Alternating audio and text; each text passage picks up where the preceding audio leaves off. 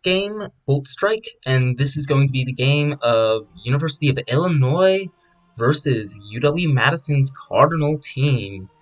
Hopefully the game should be starting up soon. It is meant to start at 7, and yeah, it should be a fun game. This game is very important for UW Madison clinching, making through the group stage and moving on to the later stages of the UW, or the Smite Redbird Invitational. So this should be a pretty important game, and both teams have had pretty good records thus far, so it should be very exciting. Um, I will take a second to make sure everything is set up properly, and we will be getting going.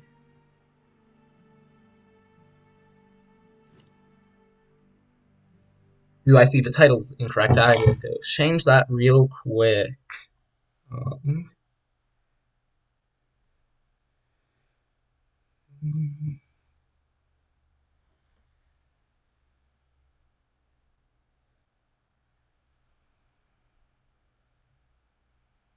Alright, give me 1 second.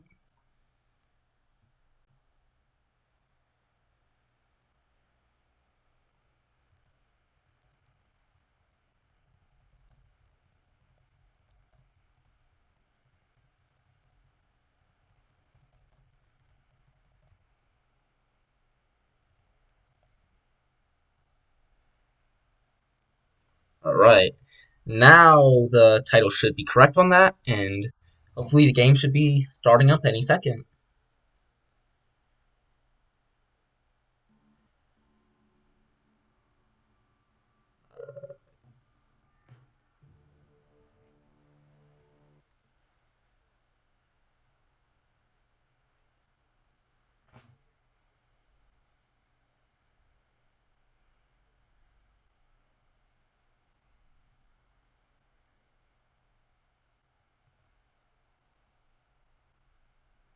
Mhm.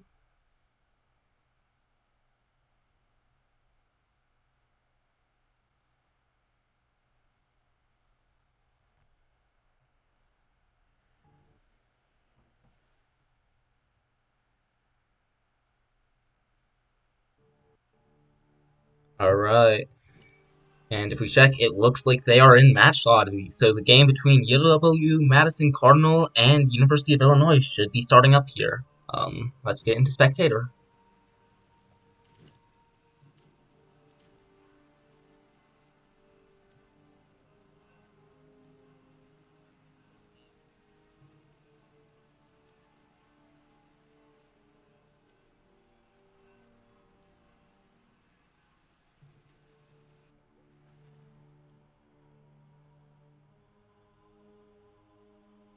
Okay. And hopefully we will be getting in here any second. In terms of picks and bans, I'm very interested to see what adjustments Cardinal makes from last week. Last week, UW Madison Cardinal took their first loss against Kennesaw State of this invitational. So I'm interested to see if they're bringing out any new picks this week or any new strategies. Um, and here we are. Let's get into the picks and bans. It looks like University of Illinois will be order side for this game, so they are getting the first picks and bans. And their first ban is Nemesis. Nemesis was a pick that Fisher used last week to a good amount of success, and is one of the top junglers in the game right now, running Bumba's Dagger, Golden Blade, Stone Cutting, and then Crit. You see the Sobek band out from UW Madison Cardinal. They seem to be um, afraid of the support that Sobek offers with his pluck, and also the huge damage from his lurking in the waters. We then see Umoja and Kukulane banned out. Both of these right now are top meta picks for their roles, with Umoja being an incredible support, offering a ton of crowd control with that ultimate, being able to block in enemies, being able to help objective secure, as well as being able to offer a lot of healing and stuns. And Kukulane being one of the most prominent lane bullies in solo lane right now, being able to run the lane essentially off of his damage and off of his, and being near unkillable in his beast form. We see Giannis banned out next. Giannis is one of the premier mid laners right now, being able to deal a ton of damage with Archmage's Gem, as well as being able to easily allow a team to rotate over to another lane very quickly. And the final ban we see from UW Madison is Set. Set is, again, one of the most prominent junglers, like Nemesis, with the same amount of healing off of his ultimate and being able to burst down targets at a pretty unrivaled rate. We see Danzaburu locked in for the first pick for University of Illinois here. Danzaburu is a very solid ADC right now. As the newest guy in the game, he has a lot of very strong abilities still, with offering a stun off his ultimate as well as a taunt, while also having a good amount of sustain for himself, and a solid escape in the form of his 3, which gives him invisibility. I'm interested to see what UW-Madison will be top picking here in response to that. Some notable picks still on the table is Guan and Persephone are picked up. Guan Yu is arguably the second best solo laner right now, just behind Kukulane, offering a ton of sustain off his 1 while also being able to deal a ton of damage with his high base damage abilities 2, 3, 4, and also offering a good AoE stun and chase down ability with his cavalry charge. Persephone is also an incredibly powerful god right now. As Persephone has yet to be reworked, she still has the mechanic where she can place gardens of plants down and deal massive damage by detonating those on opponents while also being able to clear lane very easily, making her a very good lane bully. Her ultimate also gives the ability to lock down much of the opposing team in a circle. I think it's called Grasp of Death, if I remember properly, and that offers a ton of utility for team fights. However, Persephone does lack a good secure for objectives such as Gold Fury and Fire Giant, and we see Scylla picked up. Speaking of good secure, Scylla is one of the top mid laners as well, being able to have huge burst damage with the I'm a Monster and Crush, and being able to out-secure most other mid laners for objectives. And we see Khepri picked up. Khepri is great right now because of his utility with being able to pull opponents in, as well as being able to revive his carries to keep them in the fight longer. Particularly useful for Scylla and Danzaburu, who can deal massive amounts of damage, and giving them that second life makes them even more potent. We see the last pick for this first set of picks and bans for UW-Madison Cardinal being the Cupid. Cupid, again, offers a bunch of sustain, and has a very useful teamfight ult in his Fields of Love, which lays down a cripple field that eventually pops into a lot of damage and a Mesmerize. In terms of team fights and objective fights, this is incredibly useful, and Cupid is very versatile in terms of being able to get in and out of fights, as well as being able to get away with not even building lifesteal because of his 2. Moving into this next ban phase, we see Ao Kuang banned out immediately from Cardinal. Ao Kuang is risen back up to glory with Mannequin Scepter and his ability to burst down targets and easily execute them. We see Ymir banned in response. Ymir is also a very strong support right now with the ability to freeze opponents for, I think, at max level 2.25 seconds, as well as being able to wall off both Danzaburu and Khepri right now. The last ban from UW-Madison will be the Sun Wukong. Sun Wukong has always been a great solo laner with a ton of sustain, being very safe. And then we see the Hun bots picked up. A theme with UW-Madison's team right now is all of their gods offer very good fighting ultimates. Hunbatsu especially has his pillar that clears all enemies in the radius and very much forces beads, which Persephone, Guan Yu, and Cupid all can abuse very hard. Outside of that, he has good damage and is just a solid jungler overall. We see Cerberus picked up by University of Illinois. This is interesting to me as earlier they were looking at, they banned out Ares, who has a very similar role to Cerberus, so with that ult being able to grab most of the enemies and set them up. We saw Tsukiyomi hovered and Raven ultimately picked. Raven is a great jungler in that he is able to deal a bunch of damage very quick and has a lot of mitigations off of his ult. The final pickup we see for UW-Madison will be the Ganesh. Ganesh is able to have a huge amount of damage off his ult in 1, and also is able to silence a lot of enemy dots out of their abilities. Notably, his silence can stop Scylla from dashing away, as well as stop Robin from CC muting things, as well as giving him a lot of pressure in lane.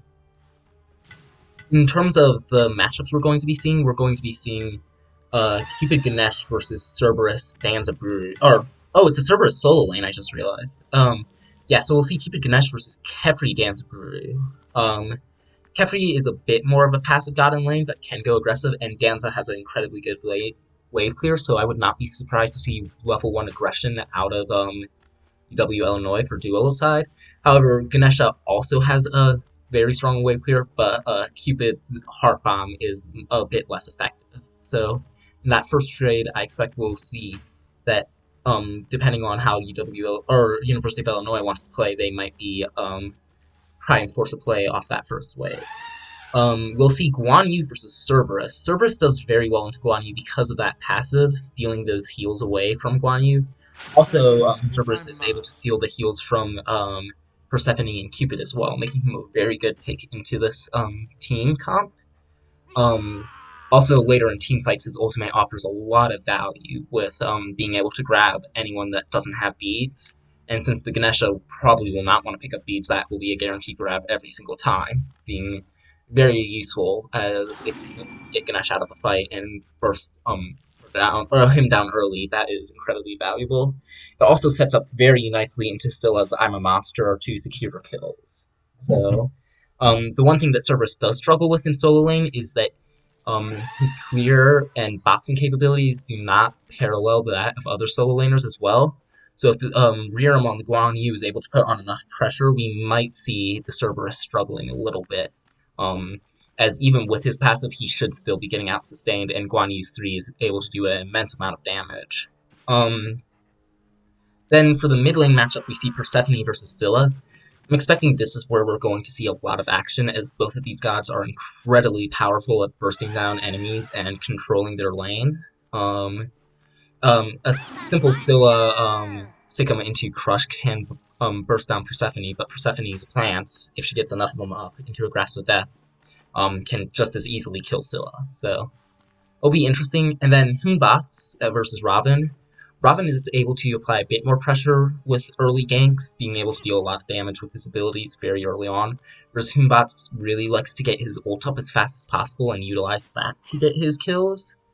But yeah, as far as team comps go, I say I favor UW Madison's a little bit more just because of every god they pick has a very strong teamfight ultimate, so if the game makes it late enough, they should be able to benefit a lot off of that. However, you cannot undersell how scary it is for them to be facing University of Illinois' composition, with Khepri keeping Danzaburu and Scylla, premier threats for both mid and ADC alive.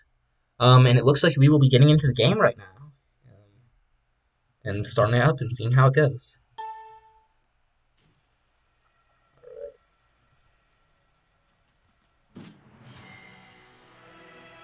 Let's quickly reorder everyone.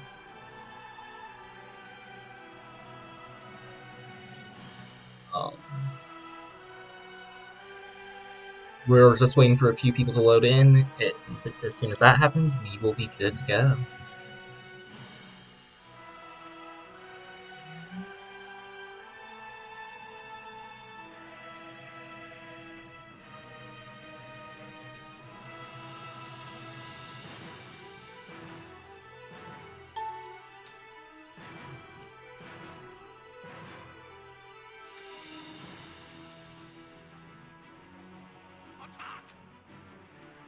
Alright.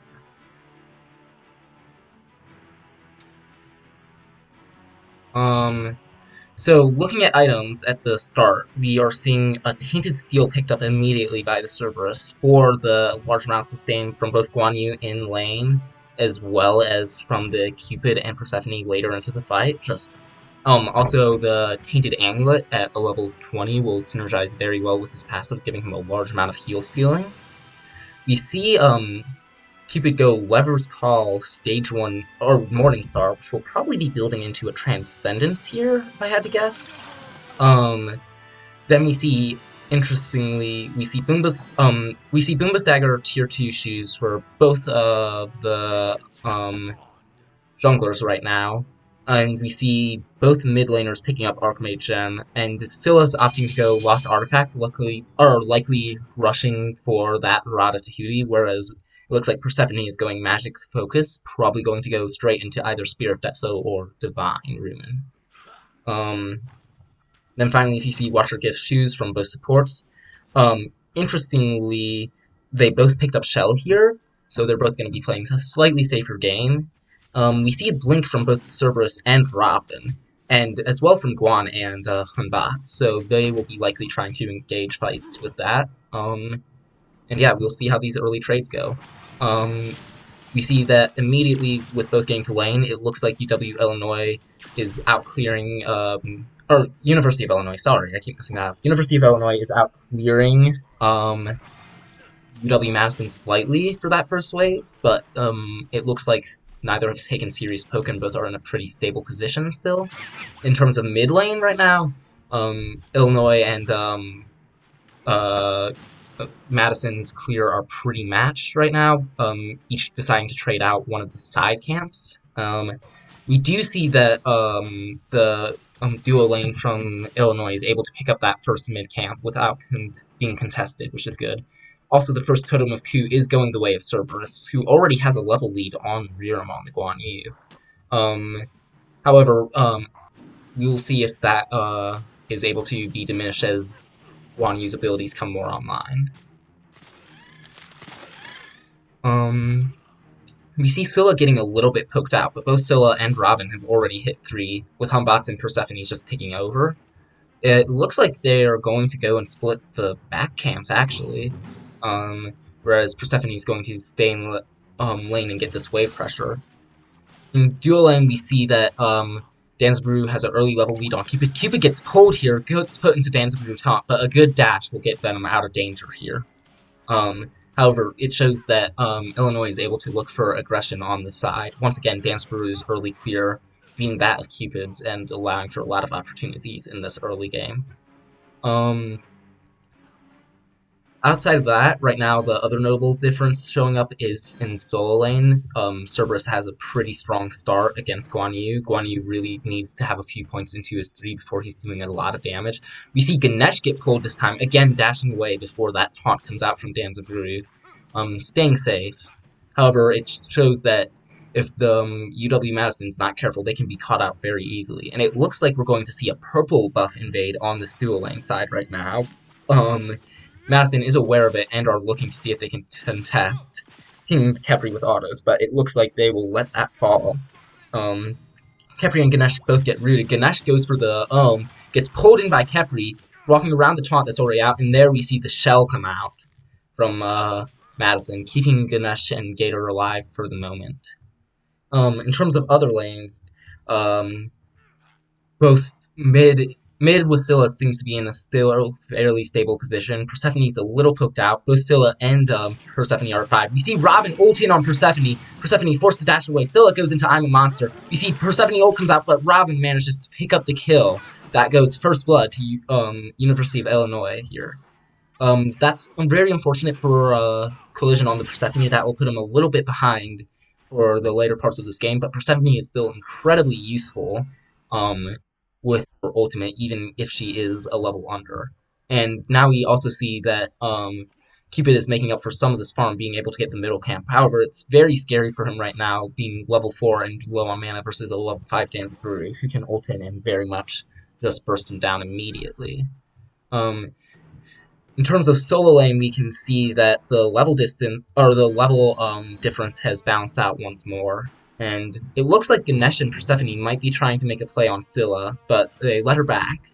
Now the Scorpions are about to be spawning, the Greater Scorpions, and those will be the first real team objectives that can be looked at on this map. Thus far, off that first blood, 700 to 800 gold lead has opened up, but that is not anything too major or hard to combat against. We're still in a very early stage of the game. Also, with Danzaburu backing, that gives Cupid some room to breathe and catch up a little bit more. In terms of buff invades, we see that Illinois picks up their red buff slightly before Madison spawns, so we might see an attempt at a buff invade. Actually, Raven is pathing up aggressively, so they might be looking for the purple buff invade instead. Cupid's dash is down, and Raven should be aware of that. Ganesh and Persephone are being pinged out. They are grouping at red, but while they are doing that, purple's getting invaded. It looks like Humbats and Ganesh, though, will come over, and they will look to see if they can make a play. However, Robin and Khepri leave very early, not trying to take that fight.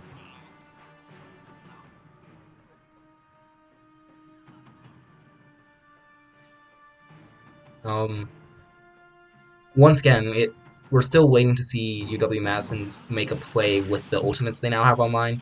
There is a small level disparity in a good number of lanes. We see a fight happening on ADC side with the dual lane of UW Madison being pushed back. However, we see that Guan Yu now is much more efficiently out trading the Cerberus. He's still leveled down in XP, but is very healthy and not really in threat of being soloed by Cerberus anymore. However, these neutral XP camps keep going, in terms of the control over the middle line of the map. Illinois right now has that control off of that first blood and is able to pick up a lot of the neutral camps, and I expect we'll see them looking for Scorpion here soon. However, we see the 3-man grouping here. Robin's a little out of position. However, Madison decides not to chase that. Instead, we see Khepri get a pull on the Ganesh. Ganesh rooted into Crush. However, we see Humbats's flip come out, jumps out, and out of that trade, Madison got much more poked than Illinois, making this mid-fight look very much in their favor. In terms of duo lane right now, Cupid and Danzaburou are just trading, with Danzaburou having a full level lead. And it looks like Illinois is going to pull the Scorpion. However, Venom on the Cupid might want to check for that.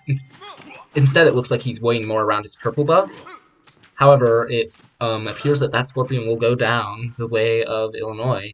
And now a play might be made on Venom here, who has to go back under tower while the level 8 Robin and Khepri at level 6 are here, looking for the purple buff invade, which they will get again for a third time. These purple buff invades, although one on its own isn't terrible, neutering Cupid's attack speed as well as stealing some of his farm is very detrimental for him keeping up with Danzaburou. We see a fight at UW Madison's red buff. The red buff falls in favor of Illinois. Once again, clearing these camps has been very... these early camp clears have been very much in the favor of Illinois. However, we do see Cliché simultaneously trading out some of the back camps, trying to look for the speed, or maybe even the blue buff invade here on the right side. We see him go in towards the blue buff, throws down his monkey, and there's the flip. Fortunately, Cerberus secures it once more. Thus far, again, all the camps have been going the way of Illinois, with very little variation from that. Outside of 1 or 2 back camp invades, there's not been a whole lot of farm for Madison. So, however, we are now seeing the grouping of these mid 3v3 fights starting, and we will start to see how that plays out. We're also seeing that Khepri is picking up reinforced degrees and probably an early sovereignty to help his team out against the Raven and the Danzaburou here. So, we'll see how when that comes online, how that will play out.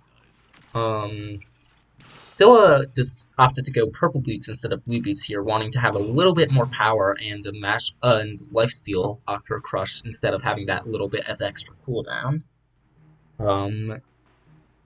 Both teams' ults are entirely up, and even though that first blood went the way of Illinois, and they do have 1,000 gold lead off of their these buff invades, we have yet to see a major team fight. Cerberus is caught out though, proxying here. We see Guan Yu blink in, Cerberus forced to ult, Persephone ult down, locking Cerberus down. He looks like he'll be looking at the Persephone. We see Humbat's ult comes out, and there is Cerberus going the way of UW Madison. However, in exchange, since a lot of ults were expended there, and all of UW Madison's on the right side, we see that Illinois immediately makes the play for Gold Fury. However, Venom on the Cupid is aware of us and looks to contest, lays down his Fields of Love. We see the shell come out, I'm a Monster secures the Gold Fury. However, Ganesh is now here. We see the kill go onto the Khepri. Cupid dashes in, but now is in a very rough spot with Scylla chasing him down. We see the Danzaburou ult come out, and that will trade out Cupid for Khepri. All in all, not a great trade for Madison, losing Fury for Cupid for Khepri. However, we see Raven get picked out by the Ganesh Hun-Bots combo, and that ends up being a 3-for-1 and Gold Fury if we look at the entire stay of the map through that sequence. So, although not great, giving Illinois a more significant gold advantage of around 2,000, that still gives Madison some desperately needed levels, specifically on the Hun bots, and allows them to fight back into the game a little bit here.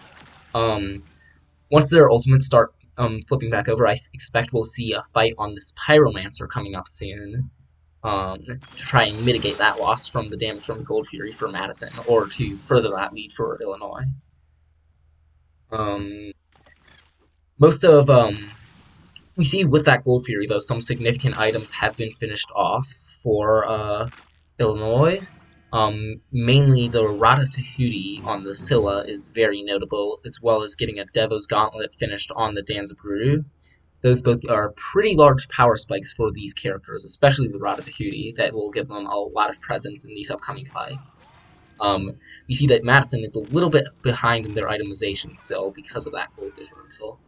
It looks like both teams are now eyeing that right side Scorpion, with Robin and Kepri starting it. Humbots, though, is lurking there, seeing if he can get a secure. However, Scylla is there, so it will be very hard, and that went the way of Illinois once more. So we now see that they're grouping back around mid lane. With that Scorpion gone, now Fire Giant and Pyromancer can once again spawn. The biggest worry for Madison right now, though, is instead of that 2,000 gold gap, they need to be more worried about being levels down. They are currently a level down in mid and 2 levels down in on their ADCs, as well as a level down in solo. Their only level lead comes from the Foremost Jungle being a 2-level lead, as well as Ganesh having a 1-level lead, I suppose.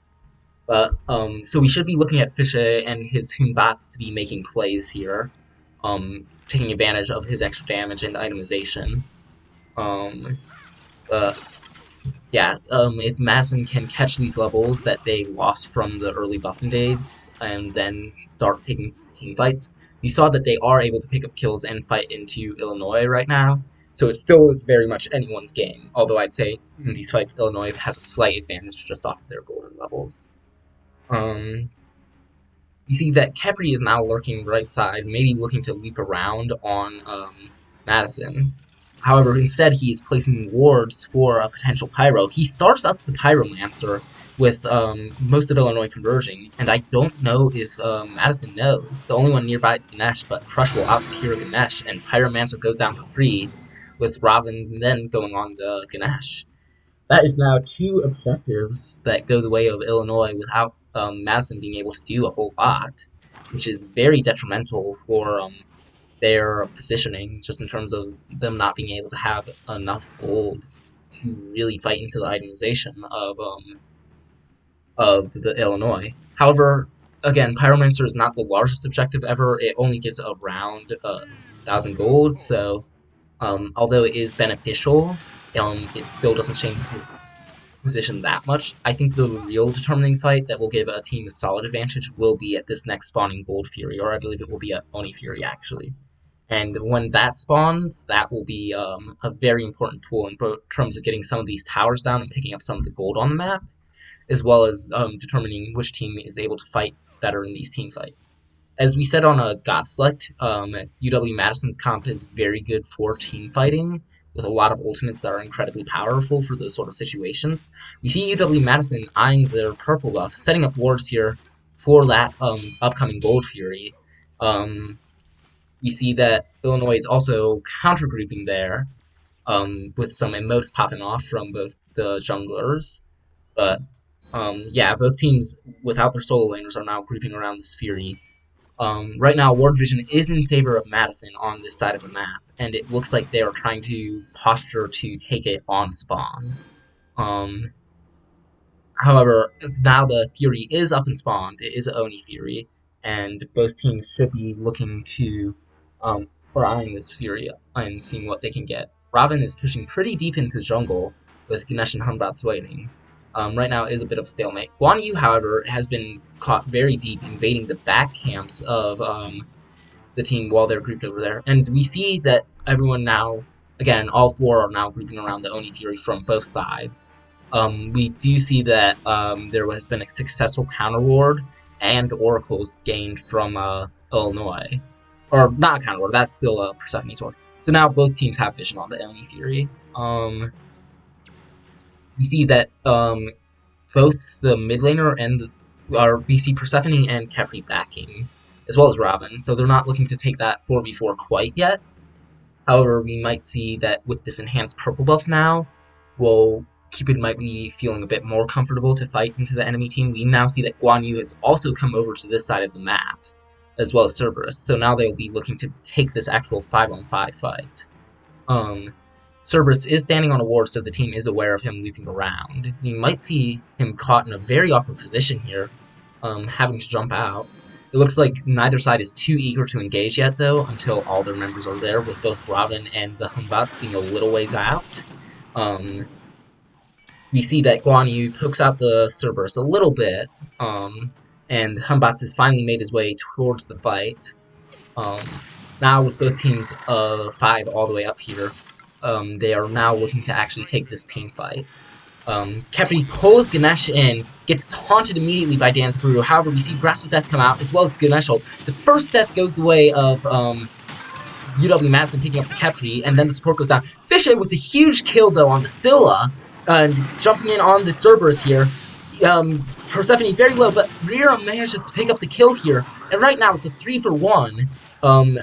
And Gold Fury started up. Robin blinks in, though, gets the Persephone down, but Persephone's passive keeps her alive for the moment. Humbats goes in, and Robin has to trade out for the Persephone, and now all that is left on the side of Illinois is a lone Danzaburoo to try and steal this Gold Fury. Danzaburoo also has no ultimate ability right now, so it will be a very hard thing. Madison is aware of it. He tries to do it, but Madison manages to out-secure with the Heart Bomb. And just like that, it is 4-for-2 and Oni Fury trade for Madison, and Madison is now back in the game. Right now it's completely even gold, and levels have become much more even. However, the notable thing is that Oniway is now barreling down every lane that will, if not tended to, start picking up these tier 1 towers for UW Madison. So in that fight we saw Fish popping off a lot. Fish is now at 4-0-2. And being at level 16 versus the level 14 Robin will have a very large influence coming into these next fights. Getting the shutdown on Cerberus is also very important right now, as Cerberus was quite high leveled. Danzaburoo is the only one on Illinois' team yet to take a spill right now, and as such he is still higher level than Cupid. However, in terms of fighting each other for these objectives, right now the teams are fairly even. However, that is a very important fight for Madison, asserting that they are here to play and have the composition to win those 5v5 team fights. We see Ganesh getting pulled out here by Khepri into the Sikkim Crush from Scylla, but a good dash is able to get Gator out of trouble. It looks like Illinois will be looking at starting this Pyromancer here, trying to mitigate the losses from that Oni Fury. However, Madison is here to contest. Pyromancer, we see that Cerberus and Khepri are diving, trying to let that Pyromancer be secure. We see I'm a Monster come out into the taunt. Both Ganesh and Kumbat's going down very quick. We see the Guan ult Cavalry Stars coming out, and Robin ult goes in. Robin might have overextended, though, being in Cupid ult, dying to Venom. And although Pyromancer went the way... Oh, and there goes Persephone, though. Danzaburoo, once again, flexing his level lead. But without any fear, now Persephone can try and chase down and get a bit of damage on their team. So ultimately that ended up being a 3-for-2 and Pyromancer trade for, or it was a 3-for-1 in a Pyromancer trade for Illinois, so very beneficial for them, but, again, so Madison would have much rather not had to take that fight, as it was kind of sloppy, getting dove by, or walled off by those, Khepri and Cerberus, and then pushed into a huge Scylla, I'm a Monster. However, the real danger for them right now is the Danzaburoo at 9,500 player damage. We might see a focus on this Danzaburoo in upcoming fights be a bit harder, with the Guan Yu and the Ganesha, or the Guan Yu and the Humbats diving him, trying to get him stopped. But yeah, right now, until with both teams trading an objective there and winning a team fight, right now the most important thing on the map will be getting this upcoming Fire Giant. With that Fire Giant buff, these teams can now really start knocking down towers. With each team being only down at tier 1 right now, that's a lot of gold left on the map. And having that Fire Giant buff will give a team an actual solid lead and start moving into the later stages of the game. Both teams will have, or UW Madison will have more relics than Illinois if they take this fight soon, with the blink on Robin and the shell from Kefri still being down for a few more seconds. And we do see that wars are being placed, and both teams are starting to look at this Fire Giant.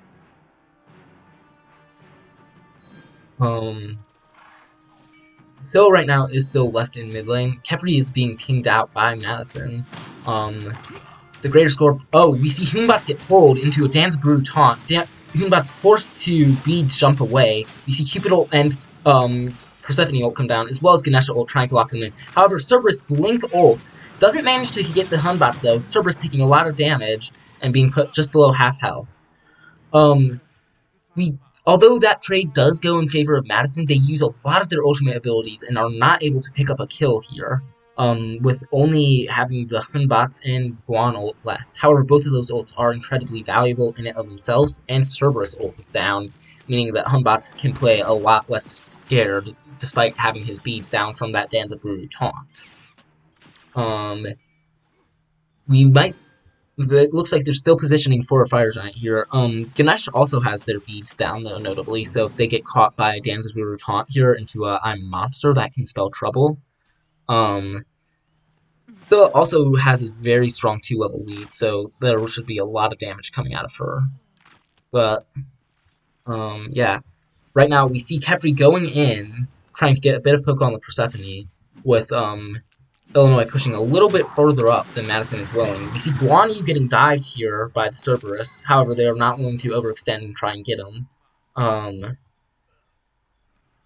And we see that now the Persephone is being looked at, blinked on by the Robin. Well, Persephone ult was back up, though, and able to hold this Kefri in place of tower. Hunbat's now looking at what you can get, getting some more damage off. And in the time that was waited there, most of the ults come back up. There is a huge Ganesh ult on Kefri. Kefri gets hit by Cupid ult, but revives himself with the Scarab's Blessing. Cerberus comes back in and ults. Cupid beads down. Ganesh gets hit by an Iron Monster, but still alive. Robin dumps in on the Cupid. We see that Kefri goes down to the pressure from the Persephone. Robin now running away. Persephone forced to beads and jump out of that crush to live, but is still alive. Fortunately, despite being a member of the health bars of Madison, are rather rolled right now, as well as none of them having ultimates, while that Danza Brew ult is still up. So they are being forced to push back. However, Robin is getting super pushed out as well, being forced to back here. And although that fight didn't really favor either side too much, it did end up being a 1-0 for Madison. And while that Kefri is still respawning, they might look to try and pull this Fire Giant, or look for at least a play on the side of the map. Instead, it seems that they're content to just clear out their camps here and reset to a position where they will actually have their relics up for a fight. You see that the bees for Hunbats and Ganesh are now coming back online as well. The main thing is that Persephone beads and Cupid beads will be down for this next fight, which is very detrimental. However, conversely, the Danza Brew beads and the Raven beads are down. So both of them can be very easy kills for the Hunbats coming up here. We once again see after this back both teams grouping up around Fire Giant once more. And Cupid and Persephone are now coming in for Madison, while the rest of Illinois' team seems to be already here. We see Dan's Brew now pulling the Fire Giant. However, Serb gets hit by the knockup, taking a little bit of poke. We see Kefri looking... Oh, sorry, my mouse is messing up. I can't pivot fast enough. We see Kefri here looking for the engage, trying to wall them out. Fire Giant has been dropped for the moment. However, Madison are all still grouped here. Fish on the Hunbats is a little pushed up. Kefri sees him, goes for the loot, not quite on the mark. Cerberus again being a force pushing forward and kind of zoning out Madison right now. Cerb goes in, ults the Guan Yu, throws him back. However, Cupid ult comes down, locks down Cerberus. Cerberus gets super bursted. We see Persephone ult and Guan ult come down. Kefri gets revived, but immediately dies to Persephone. Kefri ult was down, trying to save him. We see I'm a Monster come out from Scylla, does a lot of damage, puts most of Madison on 1 health. However, they are still alive. We see Robin Blue Pass looking for either Guan or Hunbats. However, Cupid is now chasing him in a very good position, dashes in, Robin dashes away, but does fall, and now it's just Scylla left, being silenced, and a huge root from Gator catching the Scylla there, allowing the Heart Bomb to be placed on her. Aegis comes out, and then we see a dash in from Venom to finish, and that is a full team wipe, 5-4-0. Clean team fight in favor of Madison. Despite them getting low, that is a free Fire Giant for them now, as well as allowing them to start really cleaning up objectives and getting towers on the map. With the respawn times for Scylla and Robin being so high, Madison might look to back and look for Primal Fury immediately as well. Instead, they do make sure they take Pyromancer, but after that team fight, Madison now has a solid 4K gold lead, and are starting to hit some of their level 20s, namely Cupid, Persephone, and Toon Bots are all ticked over to 20, whereas we only see level 20 on the Scylla.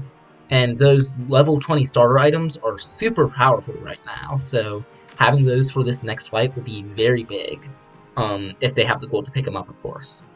We see Boomba's Hammer picked up on the Hunbots, which is huge for getting his ult off more frequently, and with both fights having all their ults up, and Madison has most of their relics up with not having to burn any beads in that last fight that weren't already down.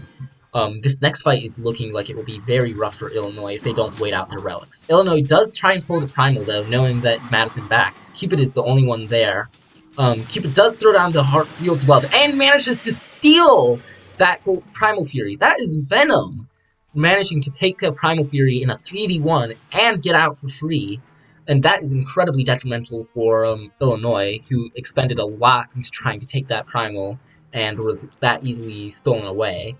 Allowing that objective, not being able to get that objective means that the loss from that last fight is extended even more, with now almost gold lead extending even further, and that Primal buff allowing for UW Madison to be even stronger coming up into these fights.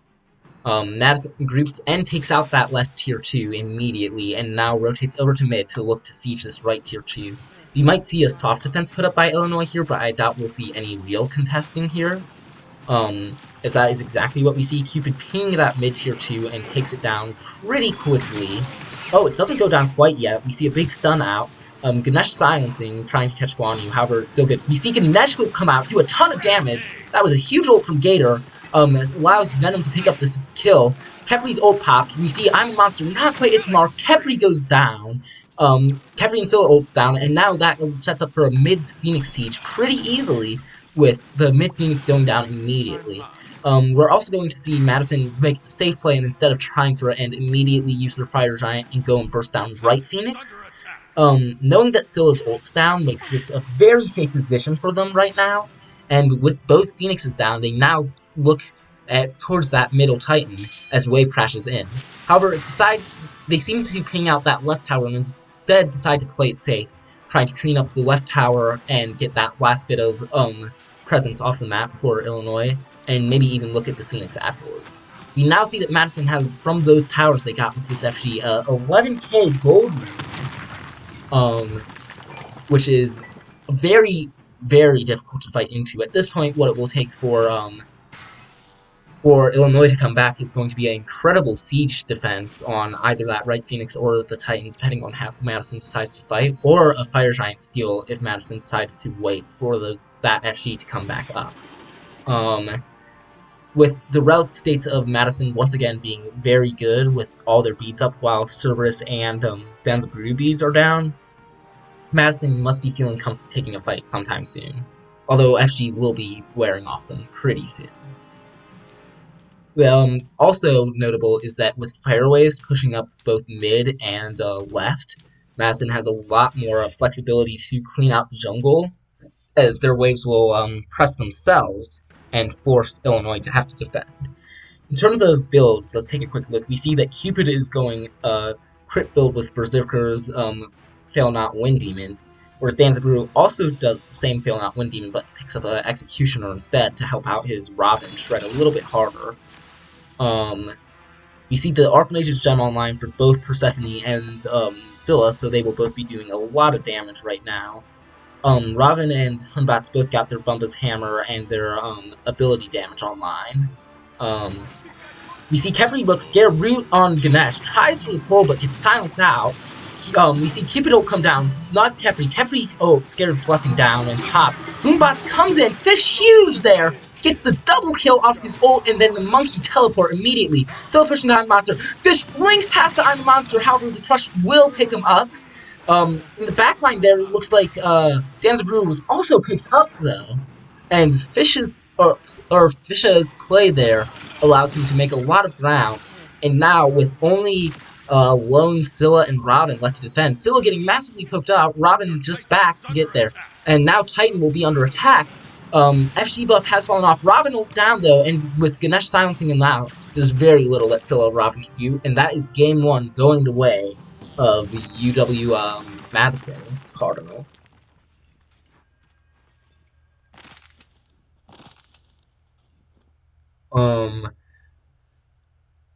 This is a best of 3, so we will see a second game after this, and it will be up to Illinois to make the adjustments to fight better into Madison. In this first game, what is noticeable is that despite Illinois having early control and being able to get that first Gold Fury and Pyromancer with little contention, once they got into that teamfight stage, both the picks from Madison, all of them having incredibly strong teamfight ults, as well as the play of them was able to allow Madison to be able to both pick off. A lot of the fights were starting with picking off a target like either Kiri or Cerberus overextending for a dive, and then they were able to collapse and defeat the rest of the team fairly easily. We'll see what adjustments are made in the second game. I think we might see a ban coming out on either the Cupid or the Moonbots here, as both of their ultimates were very hard to fight into and very powerful. Madison will be getting first pick though, which will be somewhat scary for Illinois to fight into, to say the least. If we look at details here, there are a few notable things to look at. First of all, the player healing for Madison also gave them a huge advantage in the teamfight, with Guan and Cupid each having in the thousands of player healing. Additionally, the player damage, Cupid doing about 4,000 more than anyone else on the map, or 2,000 more, or I can't read numbers. Doing 1,000 more than Fishy, but doing significantly more than anyone on the enemy team. With just being able to, in those teamfights, target people down and not getting effectively dove. With Robin, the issue is that when he tries to ult in on Cupid beside him, Cupid can just dash out, and then Robin is stuck at an arm's length while Cupid can just ping him. Same thing with Cerberus jumping in, making Cupid a very safe pick here, only taking one spill. We see a huge 16 assists from Gator on the Ganesh, getting 14k player damage off of some of those huge ultimates he had. Another thing to note is that the warding from both sides was very strong, but overall, I believe, if I'm adding this up, it does look like Illinois had slightly more wards at the end of the day. However, Madison was able to push their wards much deeper into the team fights, and on those objective fights, we saw they had Fire Giant warded a bit better, which gave them a slight advantage in going into those fights. If we look into it, we see that they are now in the match lobby. Oh, that is the wrong person. We see they are now in the match lobby for the second game, and we shall try and spectate. And yeah, we shall be getting into the second game shortly. Will Madison Cardinal be able to close out a 2-0 set, or will Illinois make the adjustment to take this game? We shall see shortly.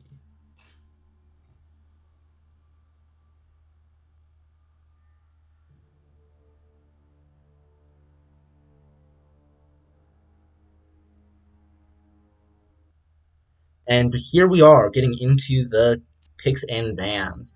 We see that from Madison on the order side, we see Sobek, Set, and Nemesis banned out. Similar bans from first game, with only the Nemesis being picked up by Madison, whereas last time it was banned out by Illinois.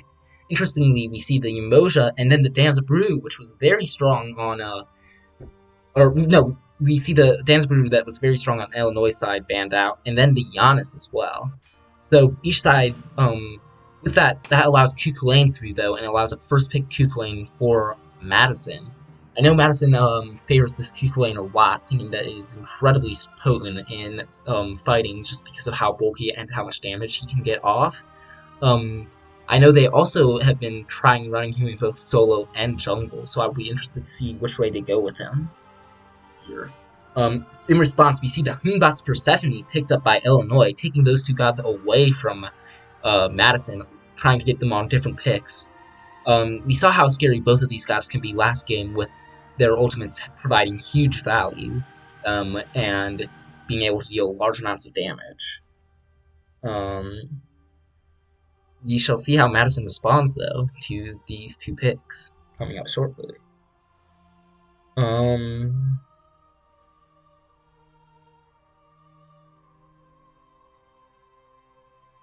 It looks like Madison is taking their time thinking about how they want to take these picks next. Notably, Guan Yu still is on the board, so if they want to go Cuculain jungle, they will probably pick up a Guan Yu solo here, as that was very strong last time. Cupid is also still on the board for Madison, so that has to be a pick that they are probably looking at, as is Scylla, so we might see the Scylla picked up. There's the Cupid, and it seems that Madison values the Ganesh here, as Gator on the Ganesh had a very good game last time, keeping both the dual lane on gods they showed that they were comfortable with and able to perform. However, that does give Guan Yu to the solo lane of Illinois. And now we're entering the second stage of picks and bans here. We will see what ban comes out from Illinois. It looks like it will be the Nuwa. Nuwa is incredibly strong in Season 8, having a huge amount of damage off and stun, as well as her ultimate being able to ping all 5 members of the enemy team on the map and deal a good amount of damage. You see the Khepri banned out from Madison. I'm not terribly surprised about that. Khepri last game was able to provide a lot of support with his Scarab's Blessing, being able to keep enemy gods alive or being able to keep their team's gods alive for ever so slightly longer and allowing them to come back in the team fights. And they also ban out this Jing Xian. We see Scylla banned out from Illinois. Scylla, again, a premier mid laner, trying to force collision on something a little bit more off meta. And Jing Xian banned out because of his role as a very strong CC that allows them to once again group up enemy gods into something like a Persephone ult or a Scylla ult. You see Shangha picked up for the mid lane for collision, or at least being hovered, and the Rama was locked in for the ADC of Illinois. Raven also being hovered here for Fische, and both are locked in. Shangha provides a large amount of sustain for her team. Once again, having that Cupid and Shangha will give a lot of healing in these upcoming fights. But this time we have Illinois with Guan Yu to try and contest that, as well as their huge team fight ults off the Humbats and Persephone and Guan Yu. The final pick for the Guardian for Illinois looks like it will be the Cabrakan, unless we're going to see something funky like a Guan Yu support. Cabrakan as a support has always been very interesting. He is able to deal a lot of damage very early and has a very nice double stun. However, if he gets behind, he's no longer able to deal that damage effectively and is able to be picked off pretty easily, making him a very risky pick, as he can be kind of abused if he does not get ahead and stay ahead. It looks like in terms of full team comps, it's somewhat interesting, as there is a bit of a swap of swap of gods between the two teams, with Humbats, Persephone, and Guan Yu this time going to Illinois, whereas Madison now gets to at least keep the Ganesh and Cupid, but take out the Raven. The Cuculain does end up going to the solo lane, it will look like, and it will be incredibly powerful there, being able to, with Cuculain and Guan Yu being the two top solo laners right now, you should see them both be incredibly powerful in these team fights coming up. Then we also will see that Madison this time has a much more dive composition, with Raven and Cuculain both loving to dive very hard, and Cupid and Shangha providing good sustain for them. Ganesh also provides a very good way to engage. However, we'll see if they are able to better handle the pressure that Humbats Persephone provides, or if Illinois is able to take these picks and fight into it. Well, I think in this situation, I do favor the team comp of Illinois ever so slightly more. I really do like having that Persephone Humbots there, as both provide a lot of pressure into team fights, which I believe is where the game will likely be decided. However, if the Rearm on the Cuchulainn and Fishet on the Ravana can coordinate their dives and take out priority targets like that Persephone, like the Rama or the Humbats, then we will see Madison is going to be able to very effectively tear team fights apart. So that is what they will likely be looking for.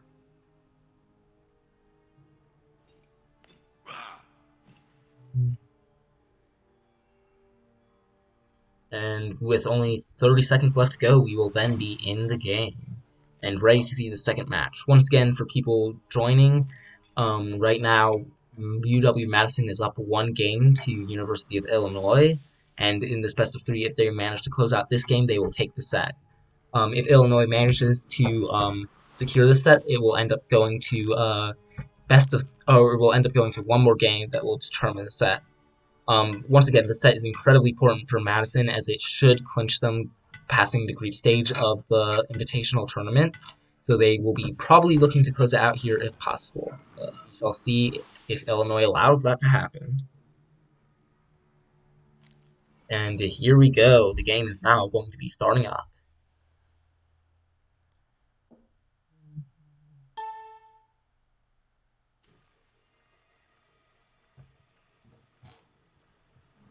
Right, and it looks like we are now in.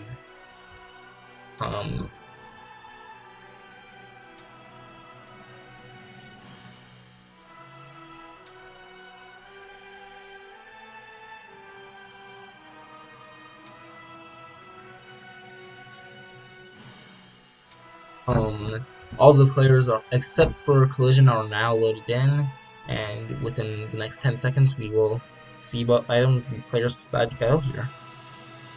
And there we have it. Collision is loaded in, and we're now off to the game.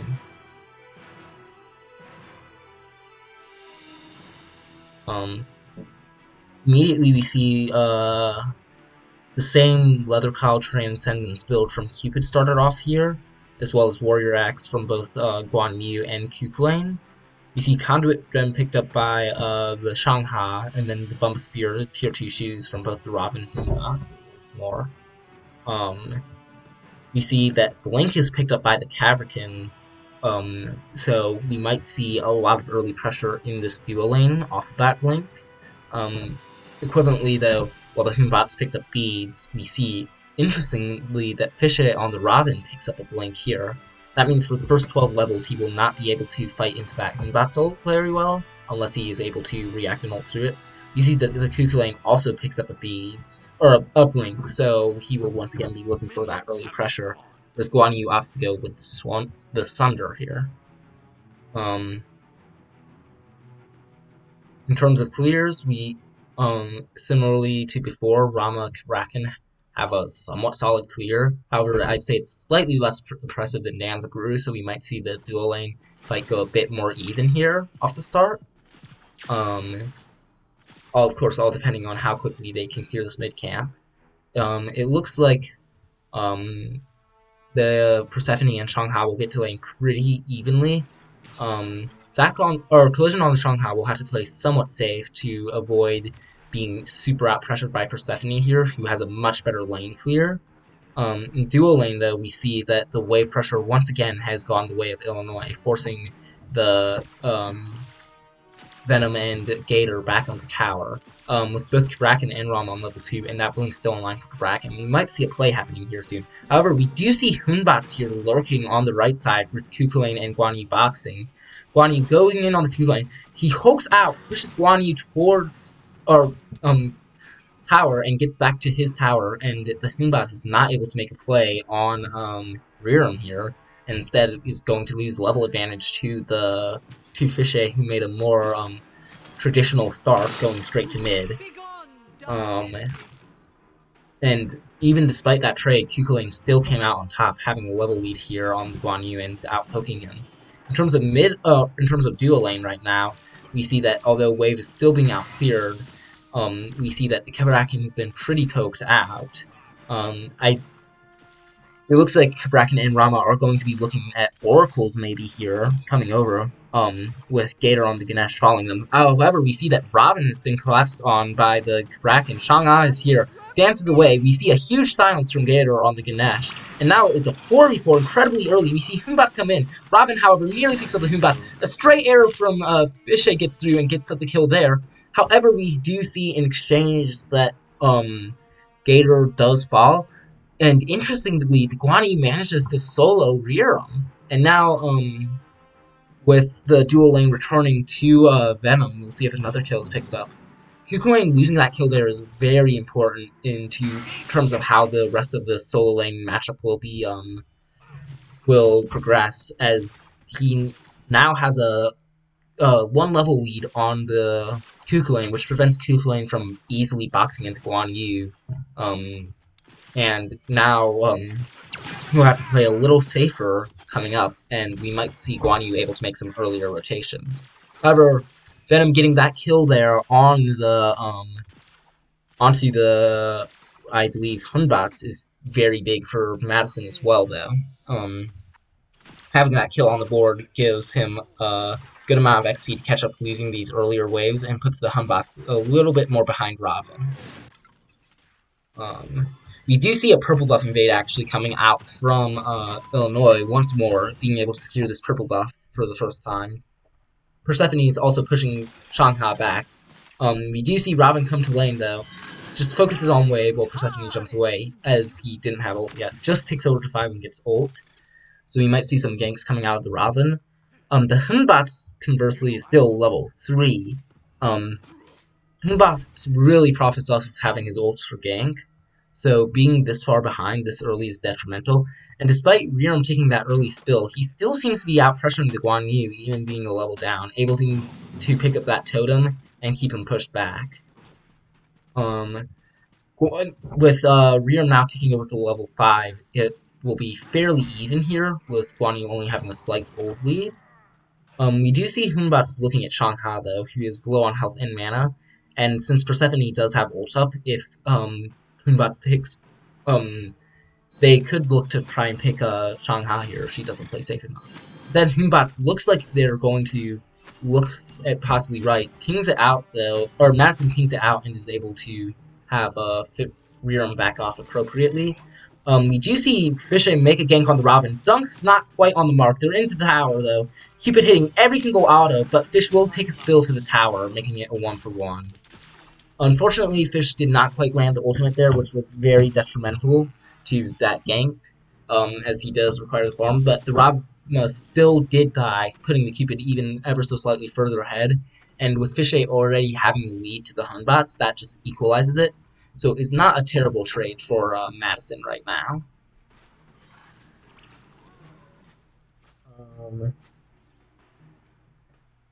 Alright, the Scorpions are now up though on both sides, and right now, although the kills do favor Illinois slightly, the gold is pretty much dead even. However, we should see the Scorpions getting looked at fairly soon. Left side Scorpion does have Madison on it. We see it looks like Hunbats and Kibraken are going to go for this purple buff invade. Cupid's forced back off. Kibraken blink ult on the Cupid. Doesn't have the stun though, and Ganesh and Shang-Ha were waiting. Kibraken locked down into Ganesh ult. The Shang-Ha ult hits the Hunbats, but not quite on the mark for Kibraken. Ganesh comes in and gets a huge stun on the Kibraken though, who's getting pinged by Cupid. We see Persephone makes the rotation over though, catches Cupid out as well as Gator on the Ganesh. That ends up being a 1-for-0 in favor of Illinois, who, while Madison were not quite able to finish off the Kraken in time. That rotation from the Persephone and her ultimate were huge in changing that fight, as otherwise Madison was looking at 1 or 2 kills. But unfortunately, it ends up just being Gator on the Ganesh, taking a spill there. That Persephone getting even further ahead is very dangerous for Madison. We see a solo kill in return. I need to be watching solo laners' health more, because I did not expect that. We see a solo kill in return from Rearum on the Tooth lane to make up for that early death to the Guan Yu. Even being a level under manages to pick it up, so he shall catch up quite hard. In mid lane now, we see that a play is being made on the Kibraken. being silenced out and body blocked by Robin. Persephone tries to get it out. Huge dunk from Fish, though, on the Robin. Dives to the tower once again, but not quite able to get it. Moonbot jumps in, goes on the Robin, manages to secure him, and it's now on the Shangha. However, Ganesh with a big root manages to save him. That is now the second time that we have seen the Robin take a spill to tower after almost getting a kill, which is quite unfortunate. However, with that, Fishes should fall slightly behind the Hun bots. However, it still isn't a terrible situation for Madison. But with that death, we might see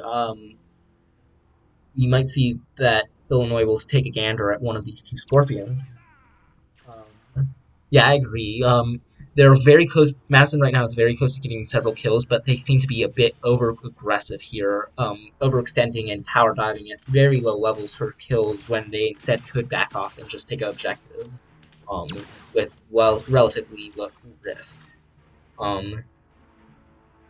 However, once again, we only see 500, or actually it's about opened up to 1,000 gold lead in favor of Illinois.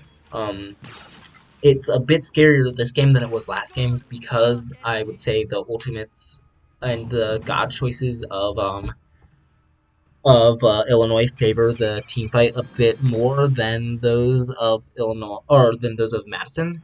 We see a fight breaking out mid here over the mid camps though.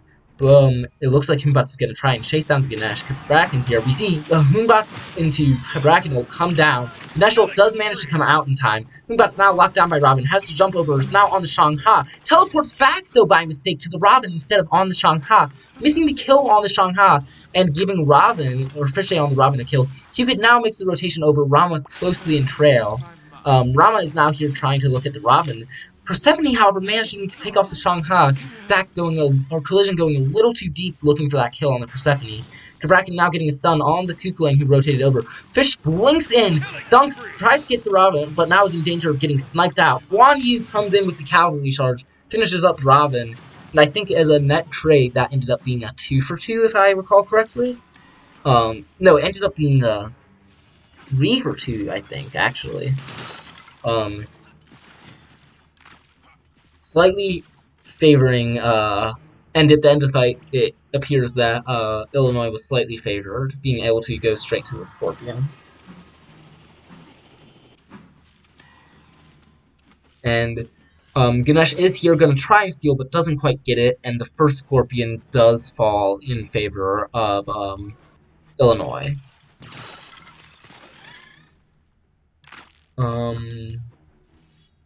In terms of level leads, right now we're looking at a 2-level lead in mid,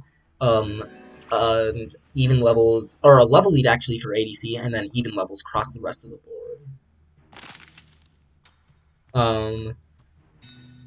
We do know, though, since that left side Scorpion has gone down, Gold Fury has just spawned in for the first time, so we might see teams looking around that. That, or they might try and pick it. However, we see Persephone going in here, Bracken will right down. We see Ganesh will come out trying to save his Shangha.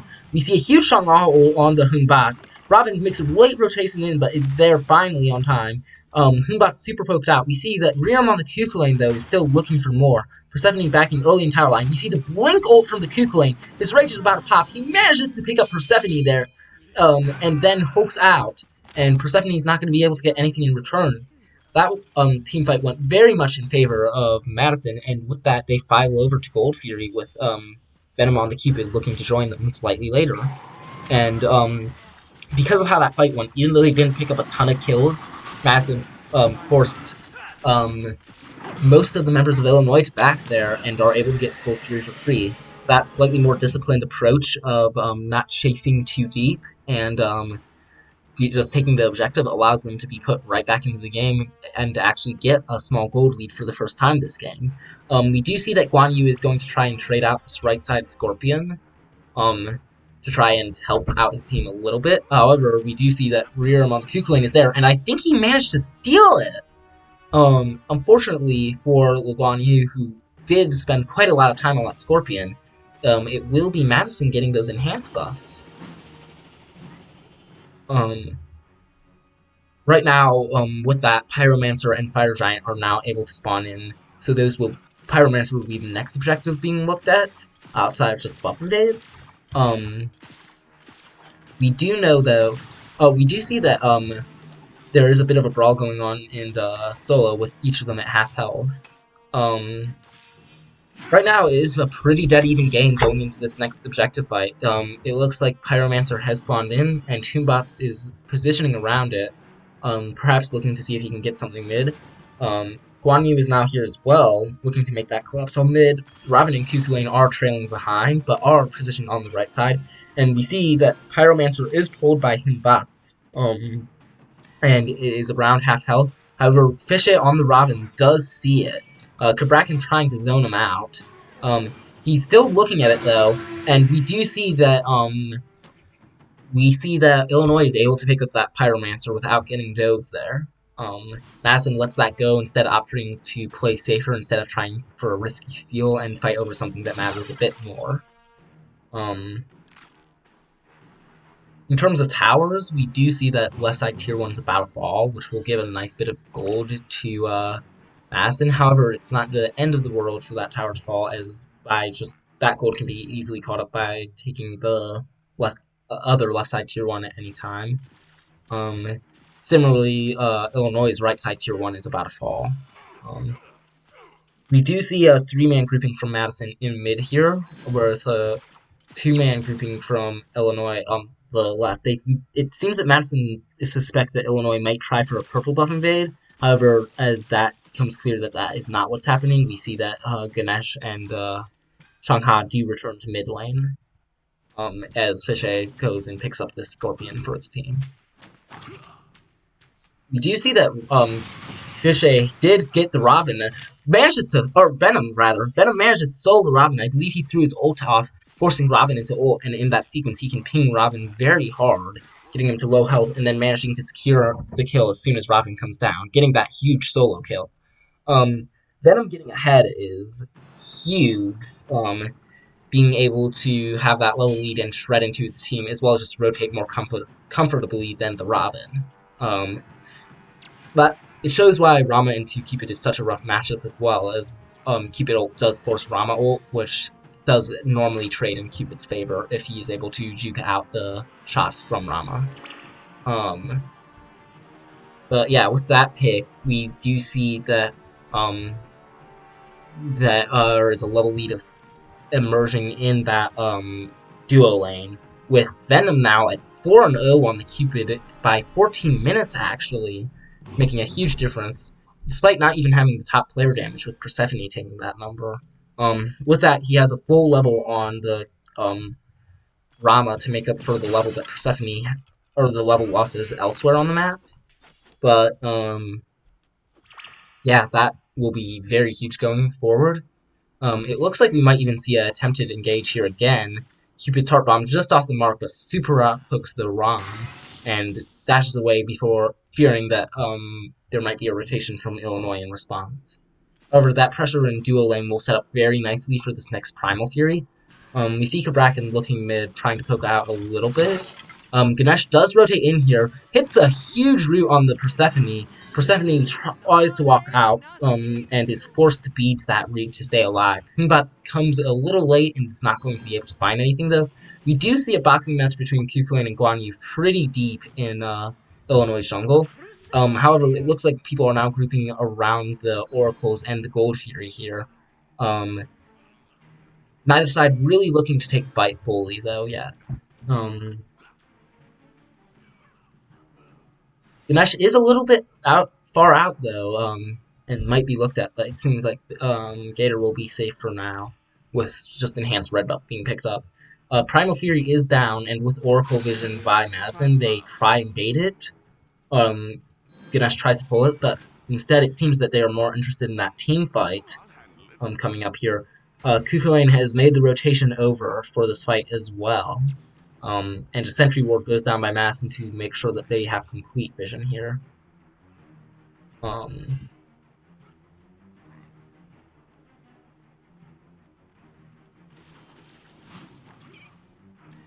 Alright.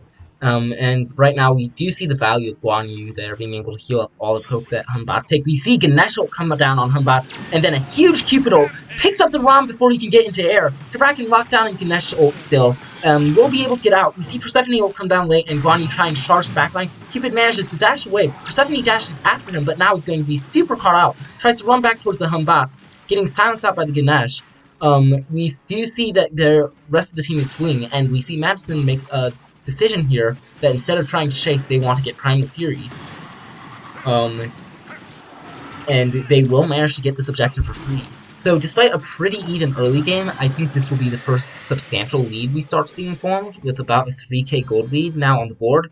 It looks like Madison is pinging out Pyro, though, knowing that there might be a trade attempted. However, Illinois decides to back off it. And for now, we see that Madison will slowly make their way over to Pyro to check it, it looks like. Or, no, they're just comfortable that Illinois was at too low health to try and take it. But yeah, that is going to be a very good engage from Gator on the Ganesh there, setting up that fight very well, locking people into Cupid ult. And Venom once again picking up just a bit more damage and now topping the player charts for that said player damage. We see Pyromancer now is getting pulled by the Ganesh Shankha, Kukulane coming there as well. It seems that Dirty Tidy on Illinois suspects it, and his presence does force Madison to change focus. However, it looks like now that Cupid's there, they shall re-engage on this Pyromancer, trying to burst it down. Moonbots does have ultimate right now, but does not have beads, and Fishay on Robin is able to zone him out. That does trade a tier 1 tower for the Pyromancer, but again, since those tier 1 towers can be picked up pretty easily, it's not too big. However, the Rama might look for the tier 2. No, instead he decides to back off, knowing that the opposing team should be trying to flax him here, and plays it safe. With Primal Fury now down, the next big fight and the determining fight of who will get a series advantage will be this FG here. Madison has been winning a lot of these objectives, but and did win that last team fight handily off a very good engage. However, this fight is still very doable for Illinois, with them only being down a little bit of gold, and the levels are also a little worrying, but not impossible to fight against either.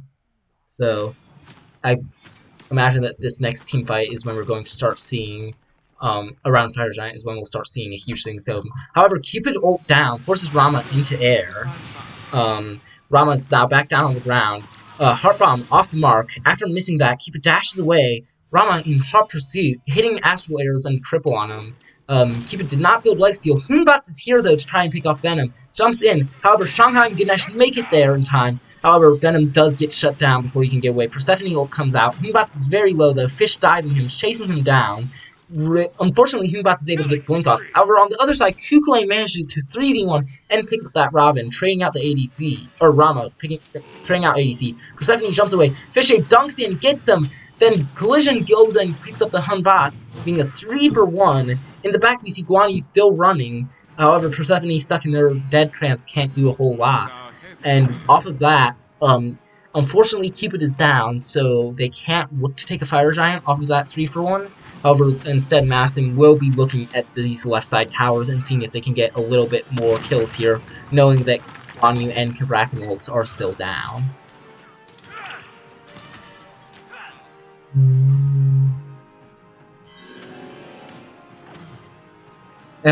These past few fights have been very much in favor of, or Madison has been able to come out on these past few fights because of a very large Ganesha ult it has seen, being able to start with shredding the enemy and then also getting some huge roots and plays off of that. So, I'm very much liking the play we're seeing from Gator here, and if they keep going off of their engages off of the Ganesh, we'll have to see if Illinois can make an on-the-spot adjustment to try and avoid getting locked down by that. Because even having a very good pick on Cupid there, they were still caught out. You see Cupid starting pulling Fire Giant, Guan Yu leaping around the back, Robin trying to zone out Hoonbots and Kabrakan. Fire Giant is now dropped, though. Cupido comes down. They don't seem to know Guan Yu's in back. We see Ganeshal is a little bit off the mark, Ganesh falling as a result. However, Rhythm is able to pick up Kraken and trade. We see that Fish is in danger on the Robin. We see the Rama Snipe picks up that, or Collision. And now Venom is in trouble, having to Aegis there, and being classed on 4-man. Tries to dash, but gets caught out by Persephone. And we see that Illinois will now look at Fire Giant. In that fight, there was a very good collapse by the Guan Yu, shredding the back line. And unfortunately, the Ganeshal was not able to quite lock down anyone the way it had in the past, and Gator fell without too much resistance. And that SG call was very risky. However, we do see Guan get killed by the SG as a trade.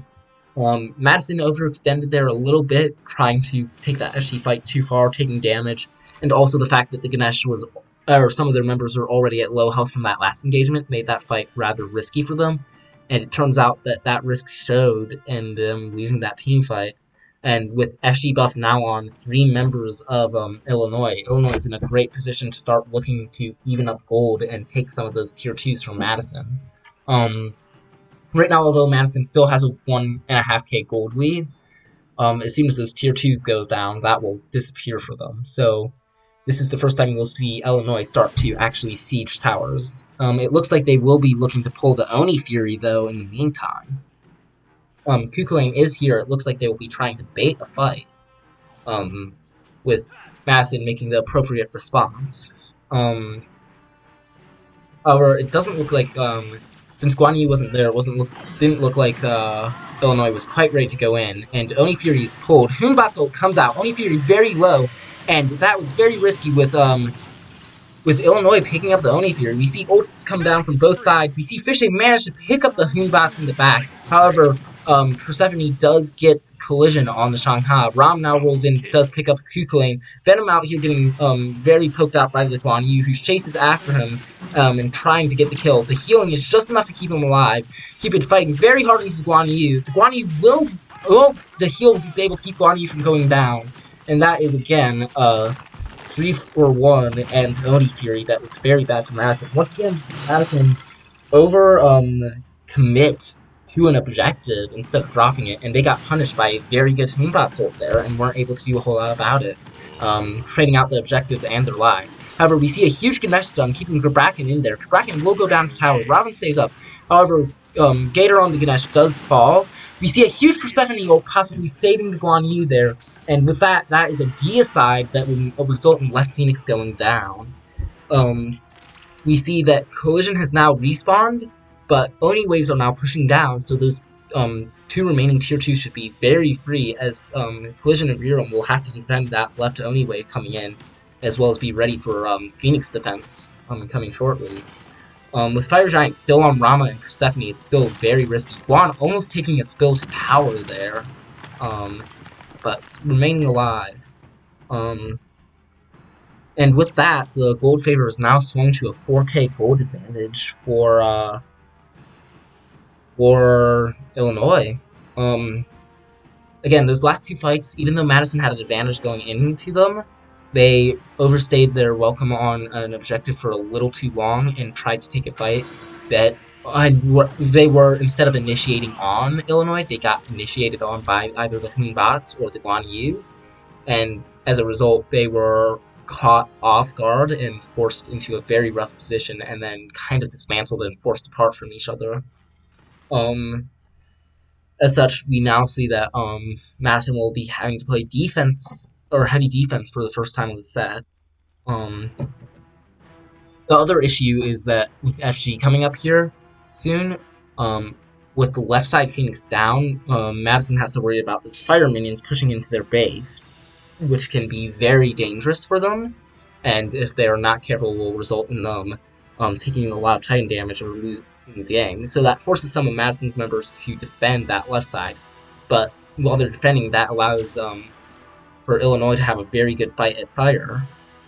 We do see that left wave is pushed up in preparation for that, as Madison is now trying to get over to this Fire Giant. We see that instead, it looks like before this actually comes up, it looks like the Illinois is eyeing this tier 2 here. Fire Giant has fallen off the Persephone and the Rama, So now, without that buff, the fight is definitely a bit more even. We see Cab, Lincoln, stun Ganesh, Rama roll in. Gator caught out on the Ganesh, tries to dash out, hits the Guan, and gets picked. That is huge for Illinois moving forward, with Ganesh not being even able to come out in time, and Cupid going down for very little profit. Fisha is in a rough position here as well, getting collapsed on by Ram and Hunbats. He immunes the Hunbats, Ram cripple and manages to get out, but requires using his ult. Once again, as a result, beads from both Ganesh and ult from Cupid and Raven went down, and are going to give this FG to Illinois as a result, because Madison just does not have the same utility to fight, or does not have the capability to fight with their members not being there. In the meantime, it looks like Madison will try and push up that left wave so they can put on a better defense at their left Phoenix when it respawns, as well as on their other two Phoenixes.